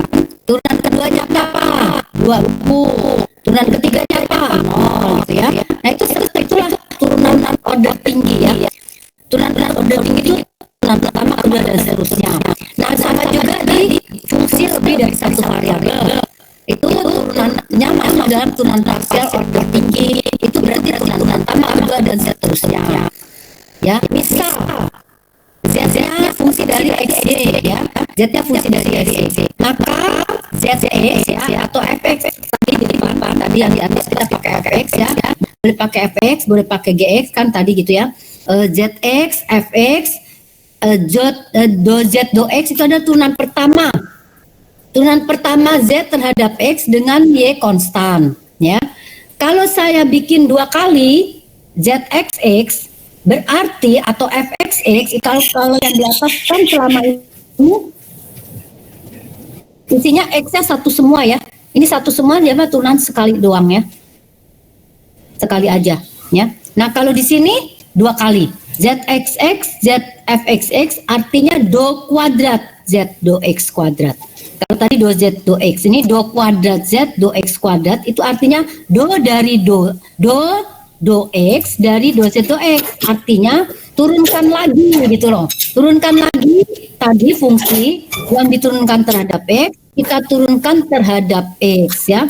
Turunan parsial z terhadap x, turunan kedua yang ini turunan kedua terhadap x terhadap x dengan y konstan ya. Jadi apa namanya, kalau di parsial ini kalau di parsial nih ada yang disebut dengan zxx gitu. Jadi fungsi kita turunkan terhadap x untuk yang kedua kali gitu. Tapi y-nya kita anggap konstan. Atau kita turunkan terhadap y ya. Misalkan z. Jadi z ini kita turunkan terhadap y yang pertama, nanti yang kedua juga terhadap y bisa. Berarti lambangnya ZYY atau do kuadrat Z do Y kuadrat ya. Itu bisa kedua kalinya dengan Y lagi. Atau bisa selang-seling ya. Misalkan yang pertama terhadap X, nanti yang kedua terhadap Y gitu ya. Kalau ZYX itu yang pertama terhadap X, nanti terhadap Y ya. ZYX itu yang pertama terhadap X dulu, nanti terhadap Y, atau terhadap Y dulu baru terhadap X. Jadi bisa kombinasi. Jadi turunan parsial order yang lebih tinggi itu kita turunkan berkali-kali dengan kita harus tahu diturunkannya terhadap apa. Tetap seperti itu, tetap dengan cara parsial ya. Jadi seperti turunan biasa tapi dia berparsial, bisa terhadap Y terus, bisa terhadap X terus, atau kombinasi X dan Y atau dan lainnya. Kalau dia lebih dari satu variabel nih, contohnya nih. Z sama dengan X pangkat 3 plus 3XY kuadrat plus 2Y pangkat 3. Carilah do Z do X atau ZX ya.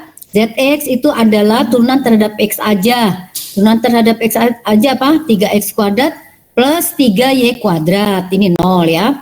Turunan terhadap Y. Turunan terhadap Y itu adalah ini 0. X pangkat 3-nya 0. 3X kuadrat Y kuadratnya 6XY ya. 6XY. Plus 6Y kuadrat. Ini terhadap Y. Terus kita mau turunkan lagi misalkan do kuadrat Z, do X kuadrat atau ZXX. Kalau do kuadrat Z, do X kuadrat berarti si do Z, do X nya diturunkan lagi terhadap X. Ini terhadap X lagi nih. Jadi si 3X kuadrat ditambah 3Y kuadratnya diturunkan lagi tapi terhadap X aja. Ya, sama juga terhadap X lagi, kita turunkan lagi yang kedua, berarti menjadi 6X ya. Menjadi 6X plus 0. Jadi turunkan terhadap X untuk kedua kalinya. Jadi yang pertama terhadap X diturunkan, yang kedua masih terhadap X. Itu adalah do kuadrat Z, do X kuadrat atau ZXX dua kali ya, 6X.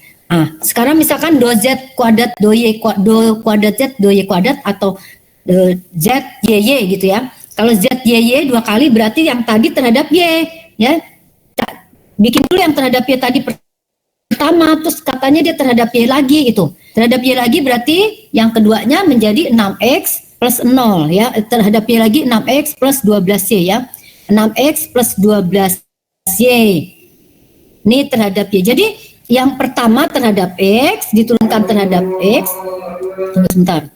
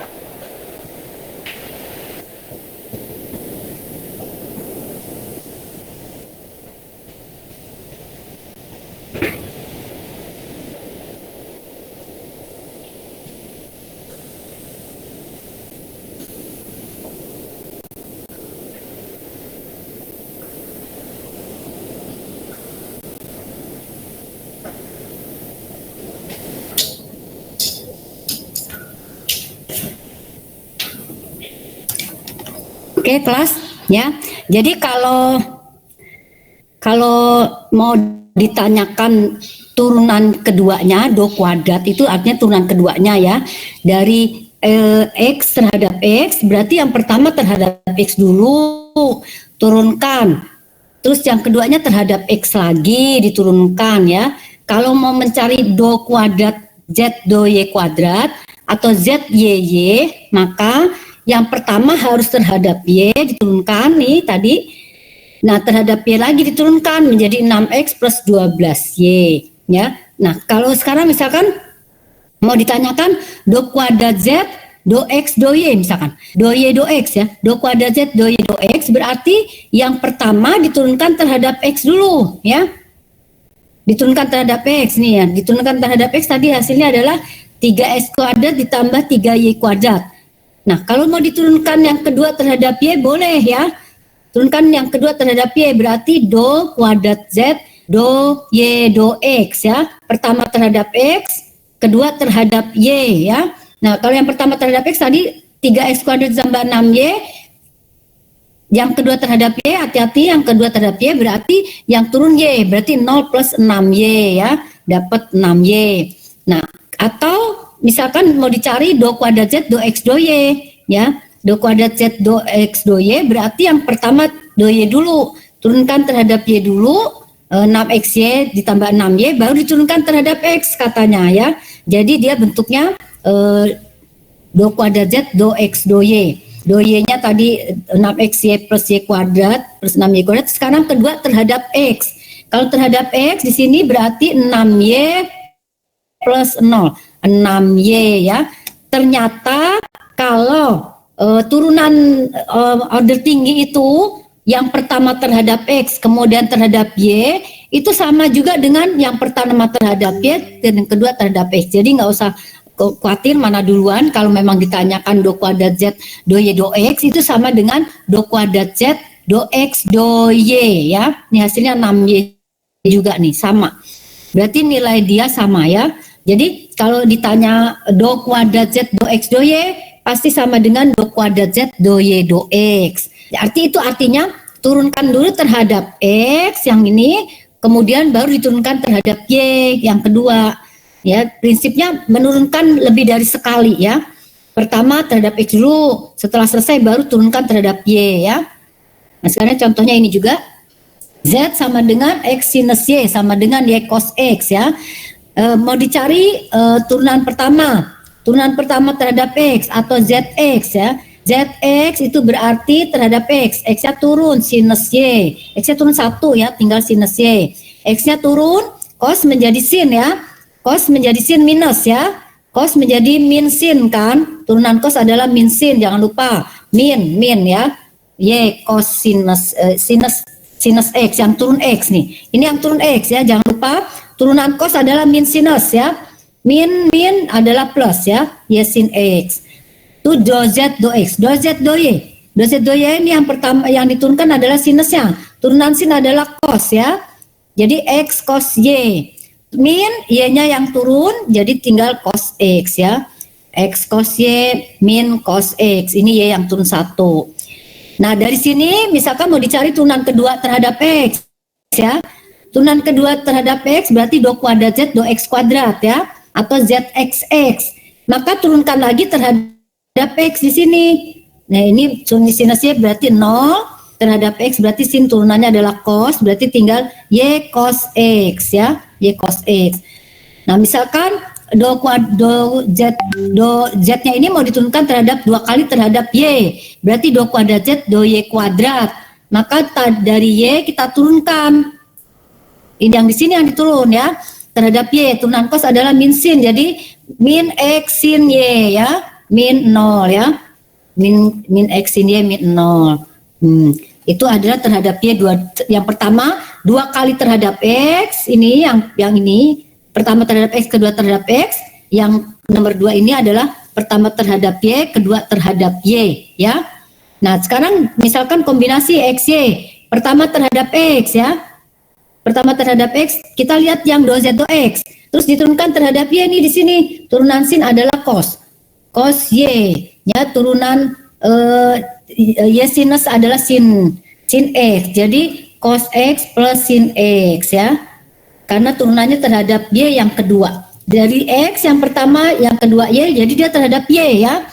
Kalau dari Y yang pertama misalkan terus terhadap X, berarti cos Y, turunan dari cos adalah min sin plus sin X ya. Jadi sama, diturunkan terhadap X dulu baru Y, sama dengan diturunkan terhadap Y dulu baru X. Yang berbeda adalah dari X dengan X, dari Y dengan Y. Nah, ini contoh apa namanya? Contoh turunan order tinggi. Jadi order tinggi itu sama seperti turunan biasa ya, mencari turunan pertama, cari turunan kedua, cari turunan ketiga dan seterusnya. Tapi di sini pakai parsial ya, terhadap X dulu, baru yang kedua terhadap X lagi, atau yang ketiga terhadap X lagi ya. Pokoknya sampai berapa turunannya terhadap apa. Jadi kelihatannya terhadap apa dia diturunkan ya. Dan itu parsial bentuknya. Kalau terhadap X berarti Y-nya konstan ya. Terhadap Y berarti X-nya konstan. Nah, ini adalah turunan turunan parsial ya, diferensial parsial, bahan kuliah kita diferensial parsial, determinan Jacobian. Nah, biasanya kalau sudah punya ini kita ngapain sih gitu ya? Kalau sudah punya ini semua ngapain sih? Biasanya kan kalian pernah ya dulu di fungsi Y sama dengan fx, fungsi satu variabel, kalian pernah belajar turunan biasa, dy dx, dy dx, dy dx. Terus dari turunan itu kalian pernah menerapkan turunan, ya. Menerapkan turunan itu biasanya kalian pernah mencari maksimum minimum, ya. Maksimum minimum dari fungsi Y sama dengan fx. Bagaimana mencari titik balik maksimum, titik balik minimum gitu loh misalkan ya. Biasanya kan kalian punya ya, Y sama dengan fx ya. Habis Y sama dengan fx, bagaimana kita mencari turunan maksimum atau minimum. Misalkan titik balik maksimum, titik balik minimum pada bentuk pangkat 2, parabola atau pangkat 3 ya. Itu kan mencari mencari maksimum minimum itu cari turunan pertama sama dengan 0 gitu kan, ya dapatlah titik, maka itulah terus kita cek turunan keduanya kalau lebih kecil 0 berarti dia maksimum relatif, kalau lebih besar 0 berarti minimum relatif ya, kalau lebih kecil 0 berarti dia maksimum relatif itu dia bukanya ke bawah ya kan, kalau lebih besar 0 dia bukanya ke atas gitu kan. Nah itu kan pemakaian ya. Jadi pemakaian turunan pada waktu fungsi satu variabel Y sama dengan fx ya. Nah sama juga di sini ya. Apa gunanya sih turunan-turunan ini gitu ya? Turunan-turunan ini dapat digunakan untuk mencari maksima dan minima. Sama ya, karena kita belajar turunan. Jadi mencari maksima dan minima. Bagaimana mencari maksima dan minima fungsi dua variabel? Kalau tadi kan kalau yang di matematika dasar 1 kan satu variabel tuh biasanya kalian diketahui Y sama dengan fx, carilah maksimum relatif, carilah minimum relatif. Kalian cari apa? Carilah turunan pertama sama dengan 0. Setelah dapat turunan pertama sama dengan 0, kalian mendapatkan nilai x-nya.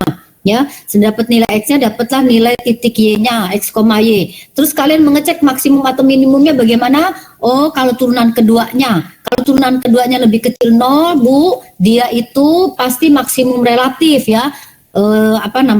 Grafiknya terbuka ke bawah ya. Kalau dia lebih kecil 0, dia minimum kalau dia lebih besar 0, dia minimum relatif, grafiknya terbuka ke atas. Sama juga di sini ya. Maksima dan minima fungsi dua variabel. Misal, Z-nya fungsi XY. Terdefinisi dan kontinu dalam domain D. Ya. Fungsi ini mempunyai maksimum relatif di sebuah titik X0, Y0 jika fungsinya lebih kecil sama dengan titik fungsi pada titik itu untuk setiap titik yang cukup dekat dengan X0, Y0. Jadi maksimum itu seperti misalkan puncak gini turun lagi gitu ya. Begitu naik turun lagi. Nah, itu pasti dia maksimum ya. Dan mempunyai relatif minimum jika semua fungsi di kiri kanannya itu lebih tinggi ya dari fungsi di titik tersebut lah, logikanya begitu ya. Jadi maksimum relatif itu begitu naik langsung turun. Nah, titik maksimum relatif. Kalau minimum relatif itu begitu turun langsung naik. Nah, itu berarti minimum relatif ya, seperti ini. Kalau fungsi di ruang 2 atau di satu variabel seperti inilah bentuknya waktu itu ya. Jadi kalau fungsinya di titik X0-nya ini persis gini, pas naik terus langsung turun, maka dia maksimum relatif ya. Pada turunan keduanya lebih kecil 0 ya. Pada turunan kedua di titik itu lebih kecil 0. Kalau di sini pada turunan keduanya di titik itu lebih besar 0, ini minimum relatif. Ya kan? Kalian pernah ingat ya? Ini kalian pernah melihat ingat-ingat minimum dan maksimum relatif ya. Nah, sekarang bagaimana kalau di ruang 3 ya? Kalau di ruang 2 itu kan gambarnya parabola ya. Gambarnya garis ya. Garis lengkung ini. Nah, kalau di ruang 3 kan gambarnya semacam bidang ya, selimut-selimut gitu ya. Selimut bidang gitu ya. Nah kalau di sini kan seperti semacam apa namanya kayak kubah misalkan ya, tapi nggak kubah benar, gimana sih, kubah yang agak lancip gitu ya misalkan. Nah pasti ada ujungnya ini ya. Nah ini dia, kalau di ruang 3 itu maksimum relatif itu adalah bagian apa ya, dia berbentuk seperti selimut ya di sini ya, selimut ya. Nah gitu, selimut dari benda ini. Nah ini maksimum relatif, nah ini minimum relatif. Inilah bedanya ya. Kalau di sini hanya garis lengkung, di sini semacam selimut benda ya, selimut benda. Nah, bentuknya seperti ini ya, seperti semacam kubah sebenarnya. Nah, jadi tapi selimutnya aja gitu, nggak berisi ya, nggak berisi. Nah, syarat perlu bahwa fx-y mempunyai maksimum minimum relatif. Nih, syaratnya ya bahwa sebuah fungsi z sama dengan fx-y punya maksimum relatif adalah sama. Cari turunan pertama sama dengan 0, cari turunan pertama sama dengan 0. Seperti waktu kita matematika dasar 1. Cari turunan pertama sama dengan 0, cari turunan pertama terhadap x, zx pada saat sama dengan 0, dan zy pada saat sama dengan 0. Terus dari dua persamaan ini nanti kalian menemukan titik. Jika ditemukan titiknya itu adalah titik kritis ya. Nah, bila sudah mendapatkan titiknya, maka ceklah, mengecek apakah maksimum atau minimum. Cara mengeceknya adalah membuat determinan ya, zxx turunan kedua. Cari turunan kedua seperti waktu itu. Ini juga pakai turunan kedua ya. Waktu mencari maksimum, mencari apa tuh namanya, mencari maksimum minimum relatif kan juga dicek dengan turunan kedua. Ini juga sama, cek dengan turunan kedua, cari zxx, zxy. Zxy pasti sama dengan zyx, jadi kalian bisa cari sekali aja zyy. Nah setelah itu kita cari determinannya, ad min bc ya, determinan ya. Determinannya adalah zxx zy dikurangi zyx zxy, ini sama dengan sebenarnya ya. Ini kali ini sama. Nah setelah dapat nilai ini kita cek bila determinan tadi, nilai determinan tadi lebih besar 0, zxx-nya juga lebih besar, zy-nya juga lebih besar, maka dia akan minimum nih seperti ini. Ya, maka dia akan minimum bila determinannya positif, hasil determinan ini positif, zxx dan zy-nya juga positif, semuanya positif, maka dia minimum relatif nih di bawah ini ya. Bila d-nya positif, zxx, zy-nya negatif, maka dia maksimum relatif seperti ini, maksimum relatif ya. Bila d-nya lebih kecil 0, bila tadi kan bila d-nya positif, zxx dan zy-nya positif, dia minimum relatif. Bila d-nya positif, zxx, zy-nya negatif, dia maksimum relatif ya. Bila d-nya lebih kecil 0, bila d-nya lebih kecil 0, maka yang diperoleh adalah titik pelana kuda, saddle point. Saddle point itu saddle point seperti saddle sepeda gitu ya. Saddle point atau pelana kuda ya. Artinya apa? Dia di sini turun tapi di sini naik ya. Jadi dia nggak jelas apakah naik saja atau menaik saja atau menurun saja gitu ya. Nah ini kan ini menurun tapi di sini meninggi, dari posisi sini naik tapi dari sini turun. Nah ini bila d-nya lebih kecil 0 disebut titik pelana kuda atau saddle point. Bila sama dengan 0, kita tidak bisa mengambil kesimpulan apakah dia maksimum atau minimum relatif. Jadi tidak punya informasi. Jadi kita tidak bisa memanfaatkan pencarian ini ya. Jadi kita mungkin memang harus menggambar lah istilahnya ya. Nggak bisa benar-benar memperkirakan bahwa dia maksimum atau minimum relatif. Nah ini adalah pemanfaatan dari mencari turunan ya, mencari turunan yang sampai turunan kedua.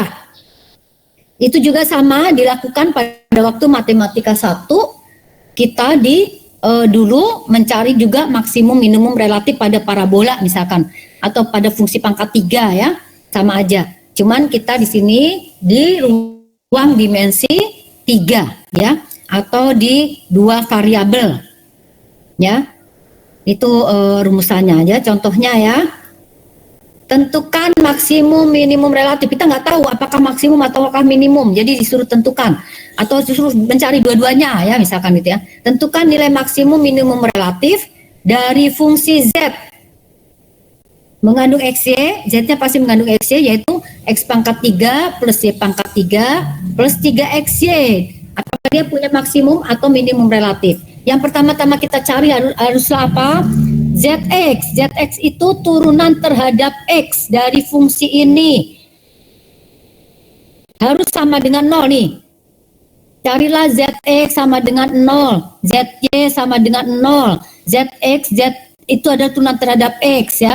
ZY itu adalah turunan terhadap Y. Kita cari turunan terhadap X, yaitu 3X kuadrat ditambah 0 ya, ditambah 3Y ya. Turunan terhadap X ada 3X kuadrat ditambah 3Y. Dia harus sama dengan 0. Letakkan di situ seperti matematika 1. Sama dengan 0.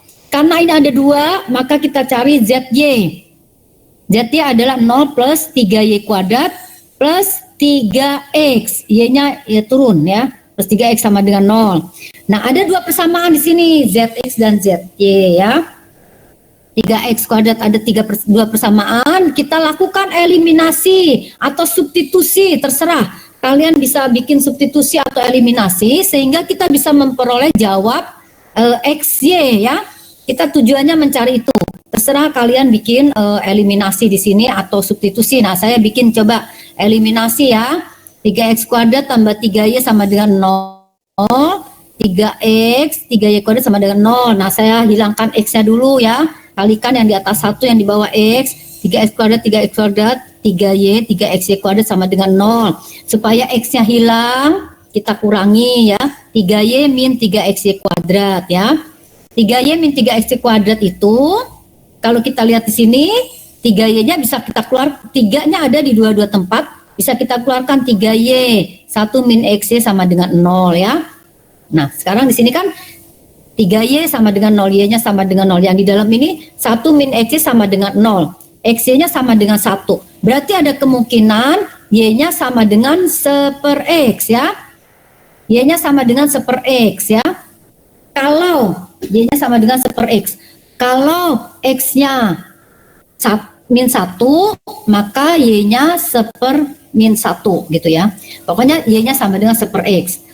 Atau ke sini kita bikin 3X kuadrat ditambah 3Y di sini sama dengan 0 ya. 3X kuadrat ditambah di sini substitusi ya. Tadi kan ini ya. Yang 3Y ini kan 0 ya. Ini kita nggak pakai, yang kita pakai adalah 1 min XY dulu. 3Y-nya bisa kita keluarkan, Y-nya 0. Yang di dalam ini 1 min XY-nya harus sama dengan 0. Berarti 1 sama dengan XY, berarti Y sama dengan 1/X. Lakukan substitusi. Y sama dengan 1/X, lakukan substitusi ke persamaan ke satu ini atau kedua ya. Tapi yang lebih mudah yang ke 1 ini ya. 3X kuadrat ditambah 3Y. 3X kuadrat ditambah 3. Y-nya adalah 1/X ya. Y-nya 1/X ya. Terus samakan, pindah kanan misalkan ya. Pindahkan, nanti dia naik ke atas ya. Pindah dulu menjadi minus, naik ke atas. 3X pangkat 3 sama dengan 3. Terus nanti pindahkan 3 ke bawah, min 3/3 sama dengan 1. X pangkat 3 sama dengan min 1. Berarti X-nya min 1. Ini X pangkat 3 ya, pangkat 3 ya. Berarti min 1 kali min 1 kali min 1 kan min 1 Bu. Berarti kita bisa dapat X. X adalah min 1 dapat. Karena X-nya min 1, kita dapat Y. Y sama dengan berapa? 1/X. X-nya tadi berapa? Min 1. 1/-1. Y-nya juga min 1. Dapatlah titik min 1, min 1. Nah, jadi pokoknya setelah mencari ya, kalau di sini pemakaian turunan kedua ini, itu pemakaian turunan fungsi 2 variabel ini, cari turunan terhadap X, cari turunan terhadap Y, lakukan eliminasi atau substitusi atau apapun sehingga kita bisa memperoleh berapa X, berapa Y dari 2 persamaan tersebut ya. Ya, pokoknya seperti ini. Itu dapatlah min 1, min 1 ya. Setelah dapat di sini, ini kan substitusi pertama eliminasi ya. Habis eliminasi kita masukkan substitusi ke sini ya. Habis substitusi balik lagi substitusi ya. Itu namanya kombinasi eliminasi substitusi. Dapatlah X, Y, min 1, min 1. Terus setelah dapat nih, ya kan suruh dapat nih. Buatlah dia sama dengan 0, buatlah dia sama dengan 0 dengan tujuan apa? Mencari titik kritis. Titik kritisnya itu belum tahu apakah maksimum atau minimum ya. Karena belum tahu maksimum atau minimum, nih kita ke sini ya. Nah, kita cek turunan keduanya. Kita bikin ZXX. ZXX itu berarti turunan kedua dari ZX. Di turunan kedua berarti 6X ya. 6X ya. Terus ZYY. Turunan kedua dari Y, 6Y juga ya, 6Y ya. Terus turunan pertama terhadap X, kedua terhadap Y. Jadi kita mencari ZXX 6X, ZYY 6Y, ZXY. ZXY itu sama dengan ZYX. Artinya kita turunkan dulu terhadap X baru Y, atau kita turunkan terhadap Y dulu baru X. Ya. Turunan terhadap X, pertama turunan terhadap X, baru kedua terhadap Y. Berarti ZXY ya, sini ya. Sama dengan ZYX, kita turunkan dia terhadap Y, sama dengan 3 ya, sama dengan 3. Hati-hati, jangan salah-salah ya. Ini yang pertama terhadap X, kedua terhadap X, dapatlah 6X. Ini yang pertama terhadap Y, kedua terhadap Y, ini ya, lihat sini ya. Kalian harus lihat sini ya. ZXX berarti X dulu, terus X lagi. ZYY, X Y dulu, baru Y lagi. Nah yang berikutnya X dulu baru Y, gitulah ya. X dulu baru Y, dapatlah 3, ini pasti sama hasilnya ya. Nah dapatlah data ini, kalian isi nilainya ya. ZX 6X, 6Y. Tadi titiknya adalah min 1, min 1. Masukkan ke data sini, 6 min 1, min 6. 6 min 1 juga, min 6 ya, titiknya XY-nya min 6. Min 6 tuh lebih kecil 0. Ini lebih kecil 0. Ini lebih kecil 0, ini lebih kecil 0. Ya. ZXX-nya lebih kecil 0, ZYY-nya lebih kecil 0. Terus cari determinan. Determinannya apa? ZXY, ZXX, 6X, ZYY 6Y, ZYX, ZXY sama aja nih. Ini pasti sama hasilnya di atas ini. Ya, ZXY dan ZYX sama hasilnya. Ya, min 6, 33, 36 min 9. Hasilnya positif. D-nya positif. Ya, D-nya positif. Terus D-nya positif, terus apa? ZXX-nya negatif, ZYY-nya negatif, maka dia mempunyai maksimum relatif ya. Dia punya maksimum relatif. Karena D-nya positif, ZXX-nya negatif, ZYY-nya negatif, maka dia maksimum relatif ya. Kalau yang pertama ini masih kritis ya. Ini titik kritis, kita nggak tahu apakah dia maksimum atau minimum. Lakukan pengecekan pada D dan Z. Nah, di sini setelah dapat maksimum relatif, titiknya mana maksimum relatifnya? Masukkan ke dalam Z. Z-nya tadi apa? X pangkat 3 plus Y pangkat 3 plus 3XY. X pangkat 3 berarti min 1 pangkat 3. Y pangkat 3 min 1 pangkat 3 plus 3XY. Plus 3 min 1 min 1, dapatlah nilai Z-nya 1 min 1 min 1, itu maksimum relatif. Jadi di ruang dimensi 3 ya, titiknya di ruang dimensi 3 itu dia bentuknya akan bendanya turun ke bawah ya, artinya maksimumnya di min 1, min 1,1 ya.